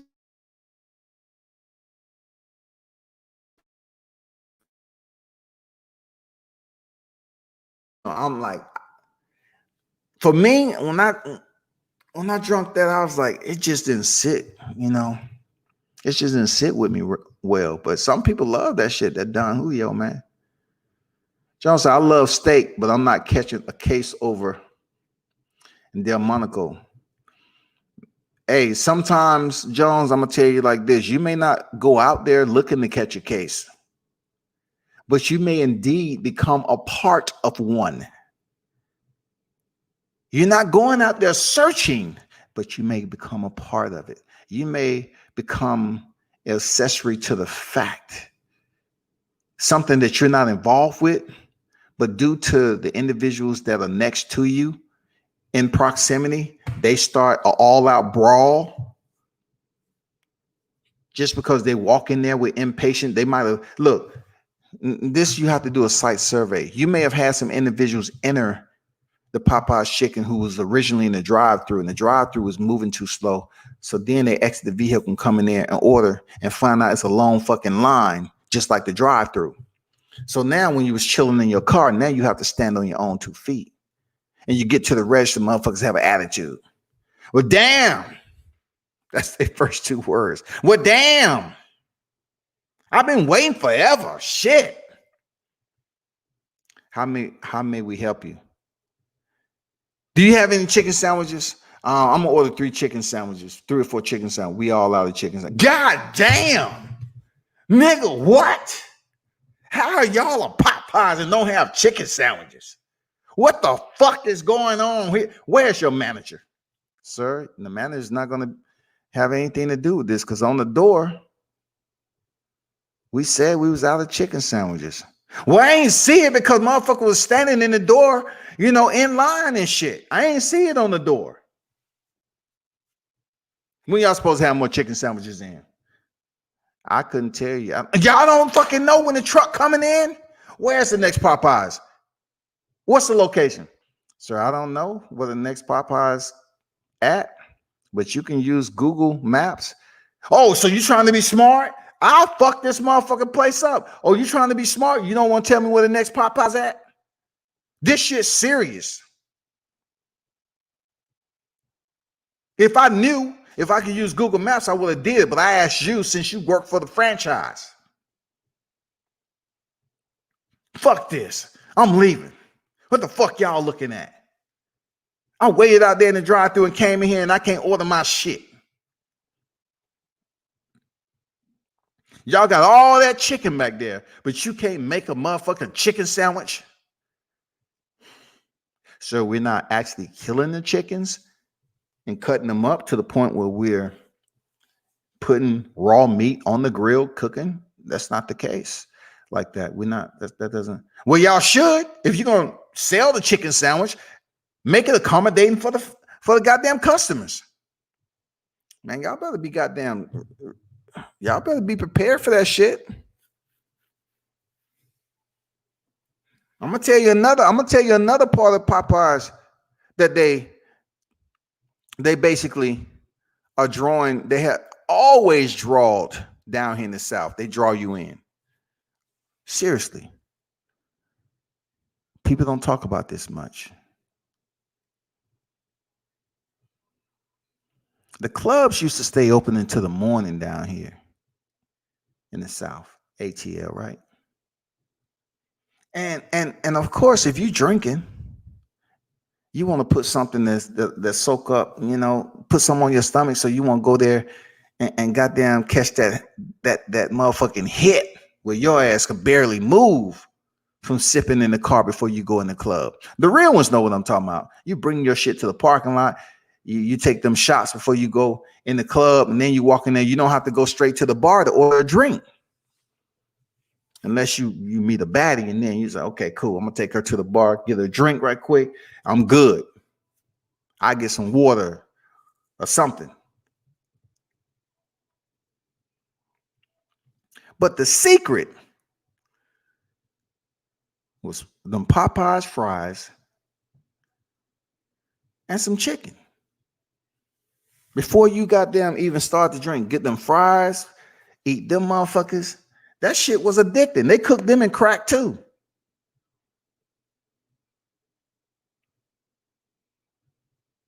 It's been people that lose relationships and marriages over that shit.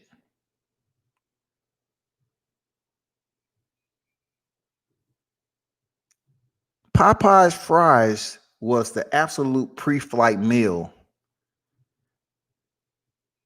before we went out to the club. Chicken crumbs all over the place. And for anybody know, you just didn't like get in the motherfucking car. You went to a place where you can chill, a parking lot, and you ate outside the car. And you ate that shit, man. It got right. And then when you got in the car, you got closer to the club, or while you was en route to the club, and you sipping on that damn brownie, you know what I'm saying? You got the hen dog, the crown, whatever you was getting. But the Popeyes was the first one that they start hooking up that special cooking oil that had that crack calling you back. And now it's the goddamn chicken sandwich.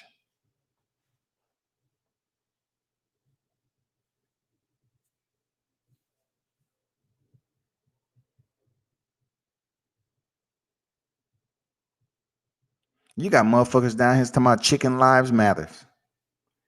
Chicken sandwiches matter, goddammit. Chicken sandwiches matter. And we will prove it to you. Fuck around when it's close to going to the club on a Friday, where Popeyes are just at, I'm talking about the shit starts around 3:30. People start getting off work. The drive-through is overflowed. Motherfuckers been waiting. They got to get some gas in their car, but goddamn, before I go to the gas station, I got to stop through Popeyes, y'all. Don't fuck around. Don't sit up here. They be on the phone with their friends.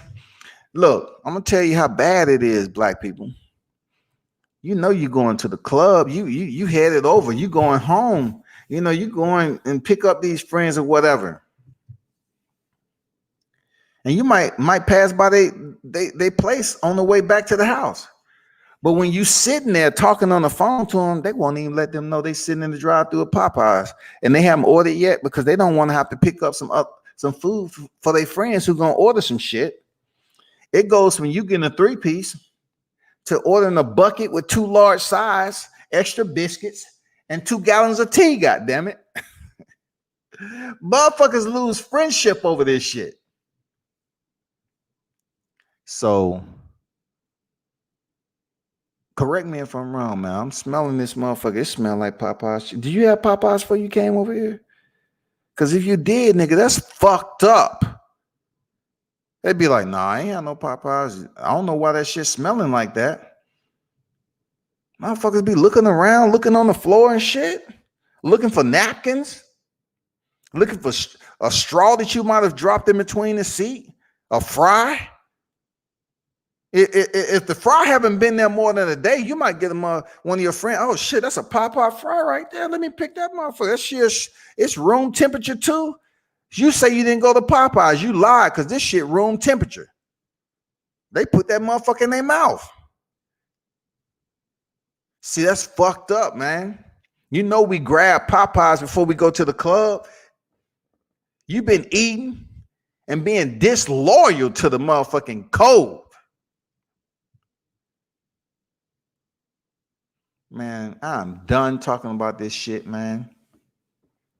I'm thinking of taking a trip to America. What state is the best to visit? Man, you taking a trip to America. It's according to what you come in here to do. I don't know what your hobbies are. You might want to go to Montana and go in the mountains and freaking climb that motherfucker and see all the wildlife. You talking about California where the sun is out? Hey, go over there. Make sure you have a nice heavy load to the pocket. Have your finances right because it's expensive as shit in Cali. I don't know what you coming over here to do, man. You coming to skydive and shit? You want to go hunting? I don't know what you're trying to do when you roll over here, man. Colorado? You want to experience the beaches, California, Florida? I mean, what you trying to experience when you come over here to America? For real. Because it ain't like the movie. This is a pandemic too. Shit has changed. Real talk. Shit has changed. It's according to what you're trying to experience. You want to go somewhere where you're going to enjoy your vacation, or you want to go to where they're making motherfucking Power Series episode 6? You want to see some criminal shit? What are you trying to experience? A sunny day or gunplay? It all depends on you. Boondocks got episode about that. Yeah, man, I just had to, man, that shit is absolutely real. It's absolutely real, man. My fight party yesterday was lit, bro. Had some strippers come over, had 2 packs of Modelo, 13 balls of Don Julio, 10 balls, goddamn, 10 balls of Grey Goose. Now, I fuck with Grey Goose. Wings, piece of chips, and ribs. God damn, the ribs. The ribs, though? Damn, you did it, though. Man, you did it. You had the right drink, and you had the right finger food for that. You had the right finger food for that occasion. Why? Because strippers with the entertainment before the damn fights came on. Come on, man. I don't know. I'm not going to get into it. I'm not going to go back because I'm from the land of the strippers.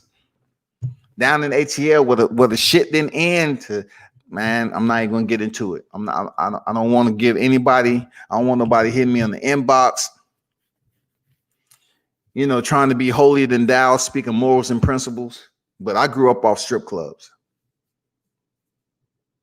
And I'm telling you, some of the best parties in the A was with the strippers that visit the home, the private parties. Don Julio, Grey Goose, man. But the only thing that's a discrepancy there, Dan, with that is the quota. The quota is a little low for me. You only had, how many strippers did you have, though? You didn't put the quantity. I need to see the quantity of strippers. Because if you didn't have, I will say it can't get expensive. It's according if you got the high end or the ones with bullet holes and stab wounds. Either way it goes, they're going to cost you. But we're talking about, man, $5 a lap dance to motherfucking $25. You know what I'm saying? I mean, you can get the ones with the damn BB holes in there, been shot in the ass for not working enough. I don't know. You have a couple of knife wounds and shit fighting with their damn other strippers. being cracked upside the head with a bottle. It all depends, bro. But good shit, man. Hey, I'm gonna tell you to be honest, man. Like if you coming down to have certain type of fun, shit ain't the way it used to be before the pandemic. But strip clubs they have happened. I mean, they have began to, catch traction again, especially, the main one. They have so many strip clubs down here in the A. But like I said, I don't sit up here and tell somebody, man, go check out the strip club because it's going to cost you money. Like Magic City. People talk about that shit in songs and all that, but go to Magic City. It's going to take more than a stimulus check for you to understand that you coming out the motherfucking pocket for food, drinks, and then if you want the dance or whatever, that shit. I don't know, man. You got to come in here with some pockets, dog. If you want to visit those type of strip clubs. Now, of course, you have the strip clubs that's in disclosed locations, more so in the hood. If you used to that shit, some are not. They come down here to get a nice car. They don't want to take that drive. But me, I grew up around this motherfucker, so I know where the locations are at and all that shit. It depends on what you're looking for, dog. That's all I'm saying, man. That's all I'm saying, bro. But 5 strippers. All right, good. All right, we good. 5 strippers, that's good. I don't know what the head count was up in there. Spanish strippers. Oh shit. Okay. I got you. All right. All right, cool. That seemed like you had everything planned out accordingly. Got it. Had the drink, the food, the entertainment, cinco, strippers. You know what I'm saying? Spanish strippers. I got it. All right, cool. I bet that shit was on and popping. I ain't gonna lie. I bet that shit was on and popping. No Popeye's chicken, no chicken sandwiches. You know what I'm saying? Just wings. I ain't gonna lie. Wingstop is good. I ain't gonna front. If your shit was from Wingstop, whatever the franchise is over there, cool. You good. But down here, if you're gonna get pizza, and we ain't talking about no Little Caesar, we ain't talking about no Pizza Hut. We talking about motherfucking homemade, fresh shit is made. Everything is made fresh. We talking about New York, Johnny's New York style pizza, shit like that. Thin crust, fresh sausage, all that shit, man. Pepperoni, all that shit is freshly made.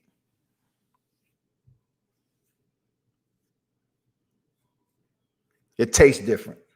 It costs more too, but it's damn good.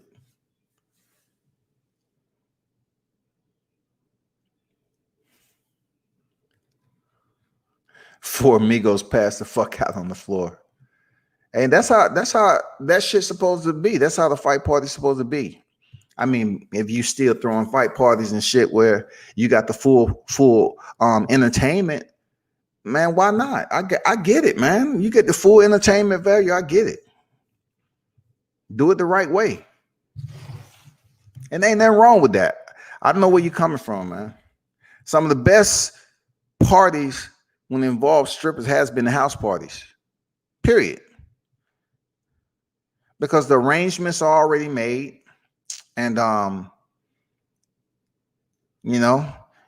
as in an open club, you might go there with a certain budget, but yet find yourself, that budget had went the fuck out the window. And you actually thinking you have a chick that's one of the finest in the club and you keep on paying her for a lap dance. You think y'all connecting, but the only thing she connected to is your pockets. You think you connecting something spiritually, something that's dealing with affection, and that's not the case. She does this on a regularity. You stopping through there and you're like, okay, all right, cool. I like her, man, her linking up the right way. Before you know it, you done paid for 10 lap dances, order some food, drink. and you reaching down in your pocket, say, damn, fuck it, I'm thirsty. And it ain't shit else left.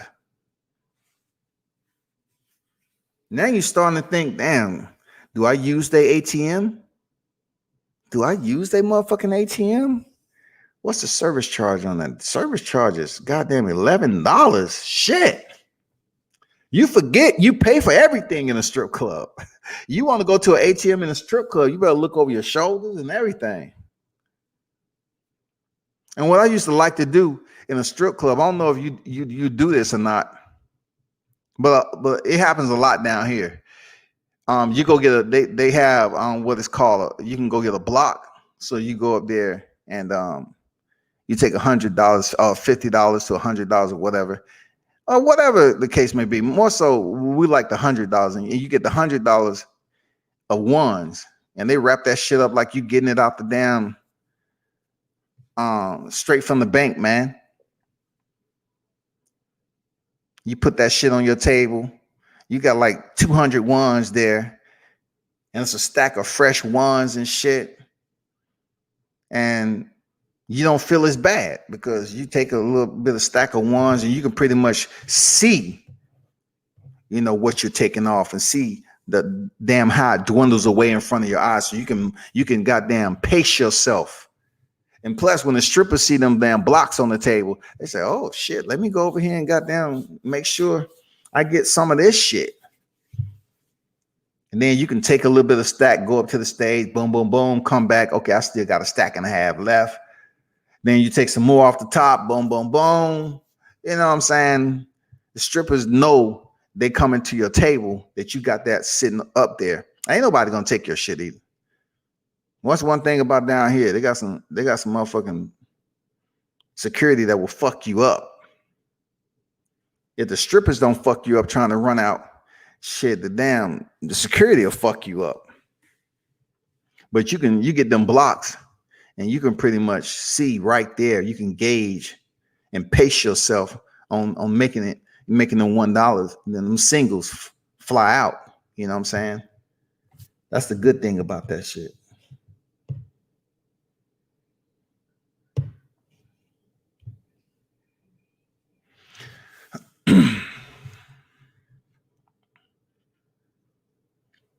Oh, okay. That's what I thought. See, I'm on my shit. I know you had to be somebody else. What you change your name for? You starting a channel, man? What's up with that? You starting a channel or something? What's the deal? What's the deal with that? That's why I love being single, because I don't have to worry about what time I come home or having to stop going to the strip club. Man, yeah, I live that life, man. I feel where you're coming from. Enjoy that shit. You know what I'm saying? But just make sure you control the 18-year, indispensable loan, you know what I'm saying, that will only be beneficial to the recipient. You know what I'm saying? Make sure you lock that down, goddamn it. That single life. This day and time, people are looking to come up. They say, you single? Okay, shit. Then they want to give you the call. I just want to let you know that I'm feeling a little different. And I just want to let you know that I went to the doctor and it's potential that, a baby's on the way. What? What are you talking about? I only pulled up. It was a one-night stand. What are you talking about, goddamn baby? Motherfuckers trying to come up in the pandemic, y'all. You got to be careful. I'm not trying to goddamn get you caught up in the pandemic. Well, it's a way that you can get out of this. We can just, tie the knot in Vegas and just stay together for like 10 years, help raise the baby, and I won't put you on child support. Oh shit, man. That shit is crazy, dog. Be careful out there, people. The hustle is real. Motherfuckers trying to come up during COVID-19, and they coming up in a major way. The unemployment rate is not the way it is because they just fudging the numbers. You know what I'm saying? Injecting numbers in there for no reason.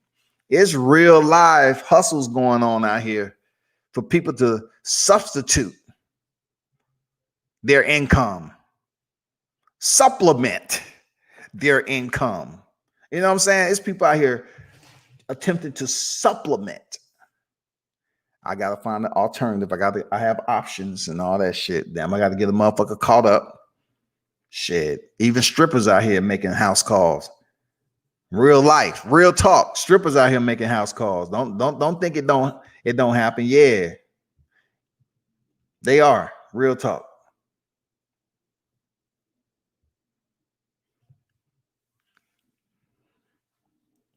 One of my friends was in a situation. She to the house, kids, almost all the money. God damn, man. Yeah, I may joke. That shit is real life, man. I may joke about it a little bit, make light of it, but listen, there's some cats out there that spend most of their 20s and 30s, late 20s, 30s, paying for damn kids, man. People might say, oh man, that's insensitive for you to say that. It ain't insensitive, because that's one thing that I always pay close attention to. Do I want to spend my money on something that's going to benefit me and live, a little bit of my fun in life, live a little bit, materialistic just to a point? Or do I want to pay it all to somebody else who's just going to live that life for me? I don't want somebody to live that life for me all over kids that I have branched out here in life. Because all that money just says $1,000 you got to pay. All that $1,000 is not going to that kid. Believe that shit. So no matter how beautiful and how fine she is, you got to make sure you take precautionary measures not to put you in a situation. Some may take it as game and some may not. I'm telling you, the shit is real. You got people out here that lost their job. They wasn't even planning on having no kids. But now that the game has changed due to the pandemic, guess what? The hustle has changed levels, period. People are out here willing to bring a kid into a situation where they're not going to have a solid foundation or relationship with the father. But as long as they have that kid on deck, and pretty much you gave that phone call already to who you believe that the father is, and they said, fuck that, that ain't my kid. And then you say, okay. The female said, okay. And you get that letter, the DNA test. We request for you to take a DNA test for this S&M, this subject name, individual, whatever, this S&I. Go take this test and see what it is. See if, oh, you are the father. Oh, shit. So I got how long now? 17 years and a half? 17 and a half years? Oh, shit. I'm telling you, it changed lives. Same with Shane Mosey. Can you believe? Yeah, I believe that, man. I read about that. She didn't go to the ring and risk her life for those belts. Look, we can say the same thing about Dre's wife, but man, like I said before, I really don't get into people personal shit, but I have been making light on examples. But in certain situations where, somehow, some way she got the belts. What the fuck does that mean? Like, why would you? I don't know the whole extent as to why she would go and be petty like that and get personal and take his belts that he earned in the ring. It depends on what was going on behind the scenes, man. You put all that work, and see, I can't say that. Okay, Sugar Shane put all that hard, all that work, that dedication into one of the hardest sport in life, the hurt business. When military members, they get taken advantage too. They put in all these years only for the judge to act like, let me explain to you, son. Let me explain to you. Your spouse sacrificed her life to accommodate you. While you was deployed, your wife had to therefore take care of all the kids. so they can be in a safe place and be fed, clothed, bathed, and make sure they was in the perfect health while you was gone for 7 to 12 months on deployment. That is a bearing that I wouldn't suggest anybody go through. Military spouses have it so bad. Some I'm like, okay, the military spouses have it so bad. What does the service member have? Like what goes on with the service member? That's the same thing with these boxers, these high profile athletes. They meet these fine ass women. I'm telling you, a woman is the best, the most beautiful, the most intelligent creature God created. Because at the end of the day, they can always find a way to make some type of income. Period. Period. So when it comes to these high profile athletes, man, being in a certain area at a time without knowing the history of the female and what her intentions are, some of them are able to meet some true, genuine females, and then others are out there on the hunt for that paycheck. And you're trying to tell me just because a high profile athlete impregnates a female, they should have to come out the pocket after having a annual income or what they make per month and annually to say, okay, a baby and a female that never lived with this particular individual, never was in a true bona fide legitimate relationship. You're trying to tell me the baby is worth $8,000 to $10,000 a month? This is for 18 years.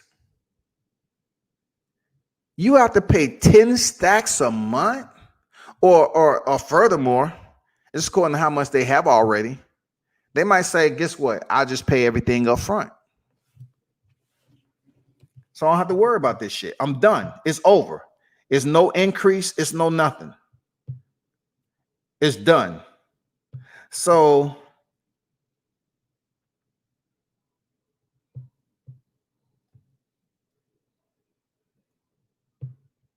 let me do some math.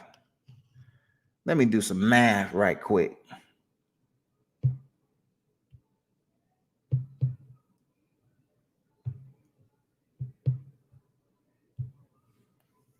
So let me pay this million. Let me pay this 1.8 to her in one lump sum. Non-taxable. You say I have to pay $8,000. Okay. Let's just go out the pocket and pay her all in one lump sum. She has all the money. There's no way she can come back. He get with his attorney and say, boom, I'm gonna pay her all in lump sum. They charge it to the game. Boom. Millions gone out the door. Don't have to deal with her no more. Even though that's your kid, the money is basically sent through litigation, and they have to have a mediation, and the judge final approval. Boom, all done and said. One lump sum. If she spends it all, that's on her. You can't come back to the father and say, you know what, I'm out of money. I need more child support. Some people are able to get away with that shit, but that's the fucked up part about it, man.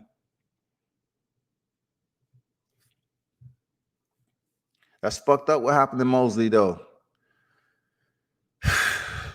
Joel Embiid had a baby with some model, gold digger chick. He probably will have to pay child support in a few years, and engagement don't work out. Yeah, man. I'm telling you, man. Listen, let me tell you something I saw in California, man. Like some of the baddest women, as far as not being overseas, was in California, right? The hustle is real in California. To see some of the women over there, and the way they dress and the way they look. I mean, it was some damn fine women over there on the West Coast. I mean, it's fine women everywhere, but it's fine women on the West Coast. The hustle is absolutely an occupation. If you haven't had the opportunity to see some of these teams and know where the players are going to be at and some of these parties that they throw, you see some badass women that you're like, God damn. Like, you're looking at that like, now I would absolutely date that chick. And she don't look like she's running game on you or anything. But shit changes for men when we can't just stick to one woman. Like, just say we actually get involved with the woman and she come to find out that, okay, this is a high profile athlete. We starting to see each other, end up sleeping together, whatever, having a relationship. And then he has to go play somewhere else and come to find out that he's cheating. And then she takes vengeance. Then that woman's mentality changes. Then her whole motive now is for revenge. And that's where it all begins. I couldn't say all these women are basically dating athletes for ulterior motives, but somehow, some way it transitions into that. It blossoms into something different. It started off as an orchid and it turned into a motherfucking cactus. And you know what happened if you hug a cactus? You guaranteed to bleed. And that's what child support would do for you. Bleed, baby, bleed. And that's all I want you to feel. Because the pain that I have experienced is all because of you. Bleed, baby, bleed. I'm telling you, bleed so you can feel what I feel. They want you to bleed, goddammit. I want you to wake up in the morning and know that just because you had an away game doesn't mean you was calling up a side chick. You know what I'm saying? Like, I would never find out. That's the way them chicks understood. And if you get with some of these, like in the military, right? You have in foreign countries, you have females that are so acclimated to understanding what the military is going to pull up that they routinely understand what the schedule is, and they go there dressed to impress and act like they don't know when a deployment of service members are pulling up. They would give you that situation. They would give you that whole nuance. Like, I'm new to this. I don't know. And then when you're in a foreign country, some of these women act like they don't know too much English. You know what I'm saying? But you gotta fill them out enough, and don't be so hasty. Because some of these women know damn good English, and they have a body count. When I went over to the Philippines back in the day, this don't have nothing to do with the Filipinos. Don't come light me up. I don't understand why you was talking. I'm talking about what I know, what I've experienced. When the Philippines was opening up the military service members for deployment, and you went over there, you can spend $20 and have a woman for the entire week cooking you food. She's like a live-in wife. $20 over there at that time was a lot. And that is no lie, man.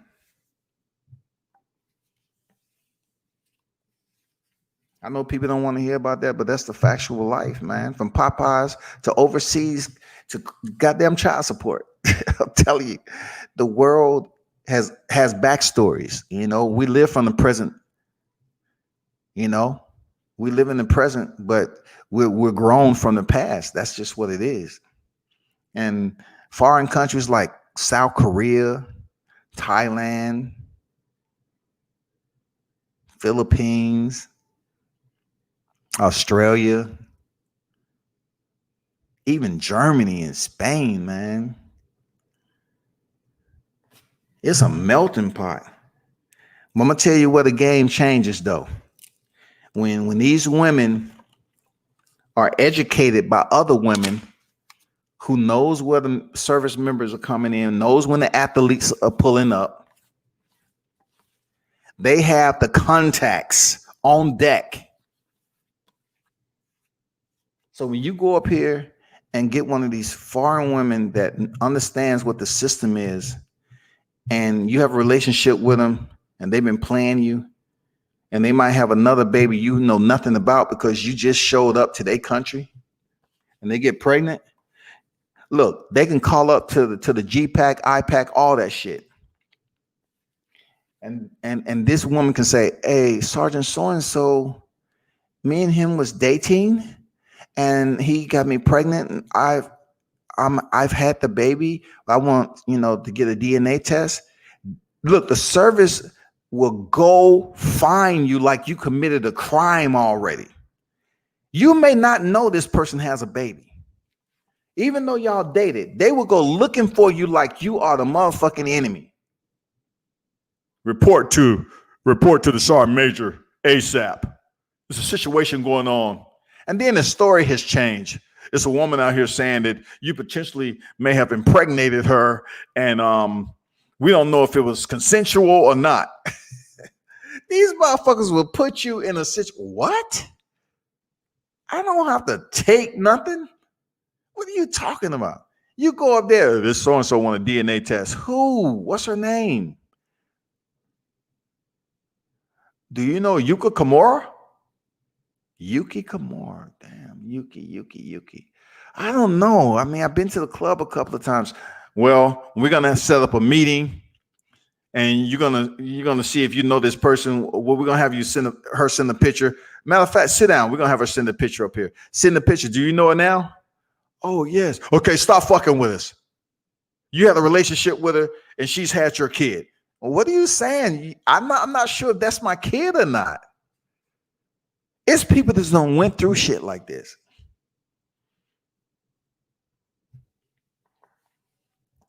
Take a DNA test.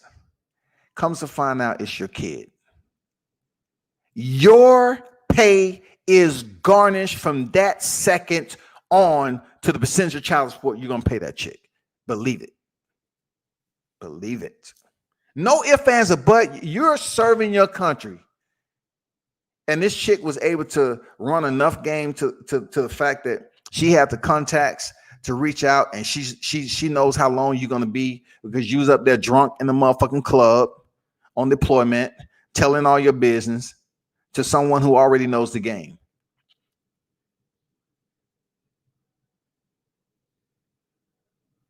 So she hits you up, and whether you want to take care of the baby or not, it's been proven through DNA, and they won't let you leave that base or that particular deployment until you get your shit in order, and that test come back that you're the father, and you don't want to be with her. That money will come out your check. Believe it. Look, the women in Spain, bro.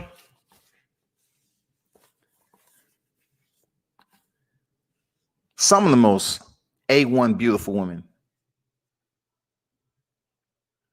But one thing that I would say for anyone that's in the service or whatever, man, be very careful, because a lot of these women that you get involved with and have a relationship in a foreign country, they want to go back home. Just think about it. We used to leaving, and because we can go overseas and we're going to return back home because that's where our relatives and families are. But for service members, guess what? When you marry a foreigner, they're not just going to leave and go to the United States forever without going back and want to stay with their family. I ain't talking about staying with their family for a month either. Like, they want to go back and stay with their family like it used to be. Or their family come over and visit. But once again, it's their family. They're not going to come over to the United States It depends on who they are, and just say, okay, we want to drop everything and come live over here. That's a huge undertaking for them just to say, we want to come over here to the United States. No, they want to stay where they at most of the time. It happens a lot in Japan, Korea, China. I don't know about China, though. They might want to come over here and stay forever, but I'm going to keep that on hush hush. But, but Spain, Australia, they ain't, Philippines. Now the Filipinos, they want to come back to this, and believe me, they're gonna bring a family member. Even Mexico, even all these, yeah, man. Philippines are known to bring a family member. You get involved with a Filipino back in the day, man. She's bringing a family member, and that family member is gonna stay with you, and y'all can have 2 kids. She'll bring another family member. And you might be in a 3-bedroom, and she bring over another family member. That's how it works. No cap. I'm being absolutely legitimate, honest as I possibly. That's how it works. And before you know it, you taking care of the whole family. You waking up, putting on your uniform, like, oh God, I got 4 kids, and I got 7 family members to take care of. Jesus Christ. How am I to breathe? I've seen a person go through that. I've seen it. This dude was younger than me and had all his hair was snow white. I said, you know what? To make extra income, bro, you might want to become Santa Claus on the holidays. Fuck it. Your hair is snow white right now. You might well just want to be Santa Claus. I mean, I know you underweight. You used to weigh more. You know what I'm saying? You used to be close to the 200s. But now you're in the low 170s. Shit. People ain't like to see a skinny ass Santa Claus and shit, but your hair is snow white, dude. All you need is a fake beard and a suit. Grab a couple reindeers down here in Georgia, and you good.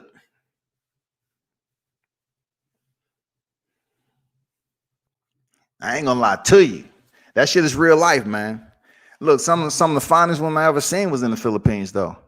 Some of the finest women I ever seen. And some of them are good, some of them wasn't. They was all about the hustle. And like I mentioned before, like the green card shit changed because of the Filipinos. Because they was marrying military, and they was going back to the States with permanent green cards and leaving the husbands because they already had some Filipinos there that was set up, and they will leave and they will find jobs. Check on the military installation on Camp Pendleton. Look at the hospitals on Camp Pendleton. The Filipinos, they look out for Filipinos, man. The hospital staff, the government jobs and positions over in the exchanges, hospitals, some of the freaking officers, freaking secretaries, all that are Filipinos that's been there forever because they looked out for their own, man. For real talk. Real talk. They flourished. You go to the hospital, almost every room you go in, you got to get an x-ray, Filipino in there. You see the desk, the customer service at the front entry, Filipinos. Take your blood, Filipinos. Or Hispanics, but mostly Filipinos. Almost every cashier at the exchange, Filipinos. Stock in the exchange, even the restaurants on base, they're Filipinos. They support one another. But they got the shit changed though, to be honest. They got the shit changed. You used to get your green card, like you meet somebody overseas and you can get married to them over there before you leave. And once they leave the island, you have a permanent green card for your spouse if she's a foreigner. And that says once she steps down on U.S. soil, shit, with a permanent green card, done, gone. I'm not saying that happened for everybody, but that happened a lot back then. We up here, look, we up here looking stupid like, I'm looking for my spouse. We only been back, a week already, and I haven't seen her a full day yet. I don't know what's going on. Where y'all at right now? Oh, we in California. Oh, okay. But then the shit changed to the point where you had to be married for 5 years once you got back to the States before your spouse, if she was a foreigner, get a green card. Yeah. You had to be married for 5 years. Can you imagine going through that? It gets you on your 4 years and 10 months and shit start to change. She started being extra nice. You on the 5-year mark. Hey, honey, I was just wondering, did you apply for that permanent green card yet?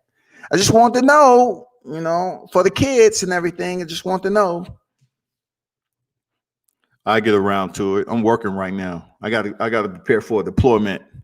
Any way you can get that paperwork done before you go on that deployment? How long are you going to be gone? It's just 12 months. Yeah, I just hope you get the paperwork done before you go. You got there, come home from deployment, man, and shit is done. The shit is over, y'all. Hold on for a second. Y'all hold on for a second, man.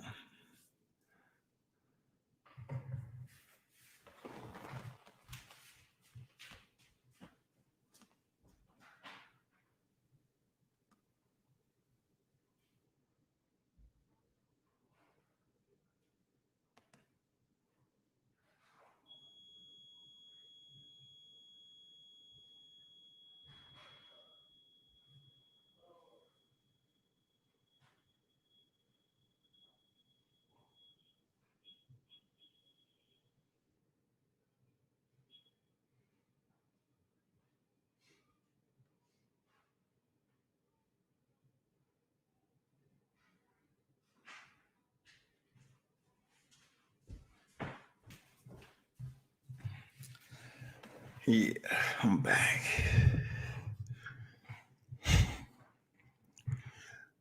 So you in the military, man? Or you plan on coming over here to the U.S. because you in another country or what? Dan?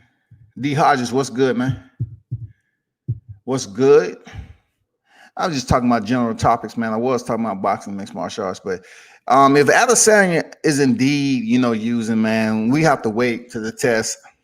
I can't sit up here and make those accusations just because it's floating around the media because his breast tissue looked different than usual.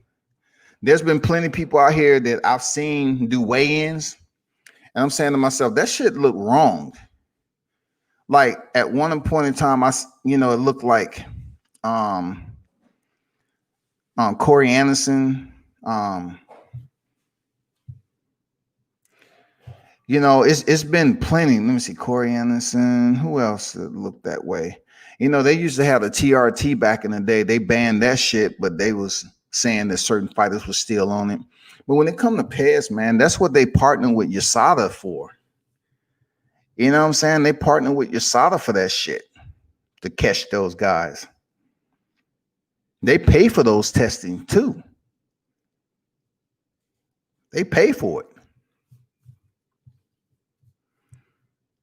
You just heard that, USADA showed up on the damn yacht and tested Conor McGregor when he's supposed to be retired from the sport.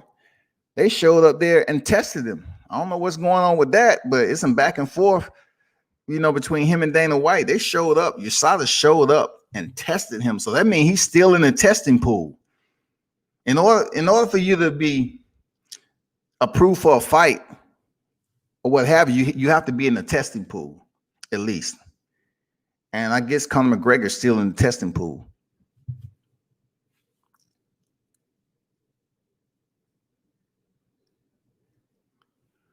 I mean, I understand America look, but where are you coming from, man? You in secret? I mean, you don't have to give me. I'm talking about what continent, what area are you relocating from. So I can kind of say, okay, where you might want to go. Where are you coming from? Are you coming from freaking Serengeti, Africa? Are you coming from Alaska? I mean, are you coming from Luanga? I mean, where are we talking about? Haiti?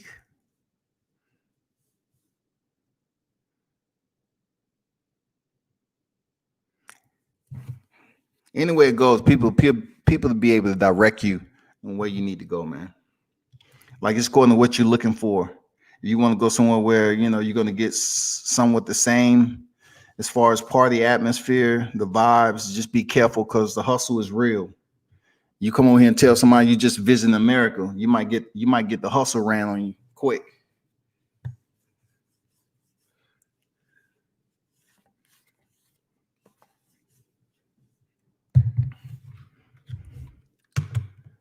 Damn, you over in Madrid, Spain. Shit, you trying to come over to America. Shit, that's probably where I'll be trying to visit, goddammit. Definitely some nice looking women over there in Spain, for real. But yeah, it's all about where you're trying to go, man. What lifestyle you're trying to live. A lot of people want to come over here and visit where the beaches are at. The one that have the broader tourist attractions, all that. It all depends on what your budget is like, sightseeing attractions and all that other shit, man. It all depends, man. It all depends. But people, man, I'm gonna call it a day with this. I just wanted to jump on and do a recap for real. I really wanted to hear the opinions on if anybody else had any type of freaking feedback on these fights that went down. But to be honest, if Adesanya is somehow, some way involved in that, they will find out. To be honest, they will find out what it is. If people saying he has surgery or whatever, I don't know.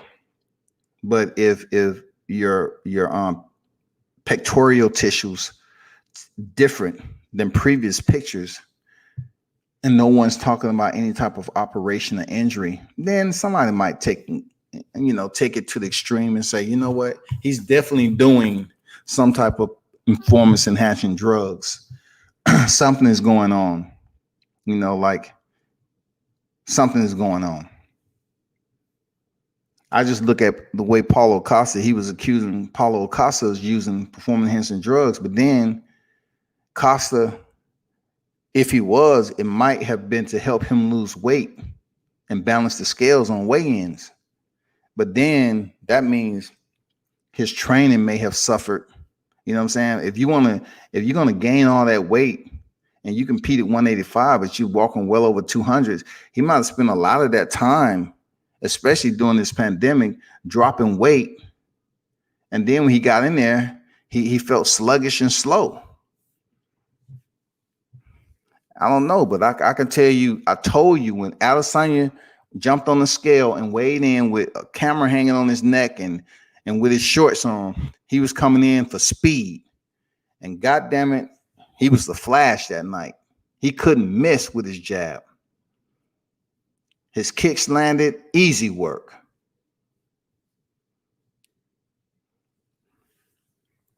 You might need to go to California for that. Florida or California? Florida, California, period. That's where you might want to go. California have all that you're talking about. All that. No ifs, ands, or buts about it, man. But hey, I've been on here for 3 hours already, man. That shit went by fast. But hey, everyone who tuned in, I appreciate it. Continue to support World Combat Sports. Appreciate everyone who hit the thumbs up button. Yeah, this was kind of general topics outside of the fight night. But, congrats to the Charlo brothers. Congrats to Israel Adesanya and Juan Blachowicz, the new light heavyweight champion. And still Israel Adesanya, and to the Charlo brothers, man, and still Jamal Charlo defeating Sergey Derevyanchenko in a very exciting, entertaining boxing match. Salute to Kano Local Sports for stopping through earlier, man. You know, Ace Boogie, Dan Jenkins, Sports 101 that pulled up. Anthony Jones, Line Killer 20, SB90, all y'all that pulled up, appreciate you. Denise Wards, Deion Washington, just going through the live chat. Alexander, salute. Everyone who stopped through, you know what it is, man. Keep supporting, and it is what it is. Turn up and tune in to World Combat Sports. Till next time.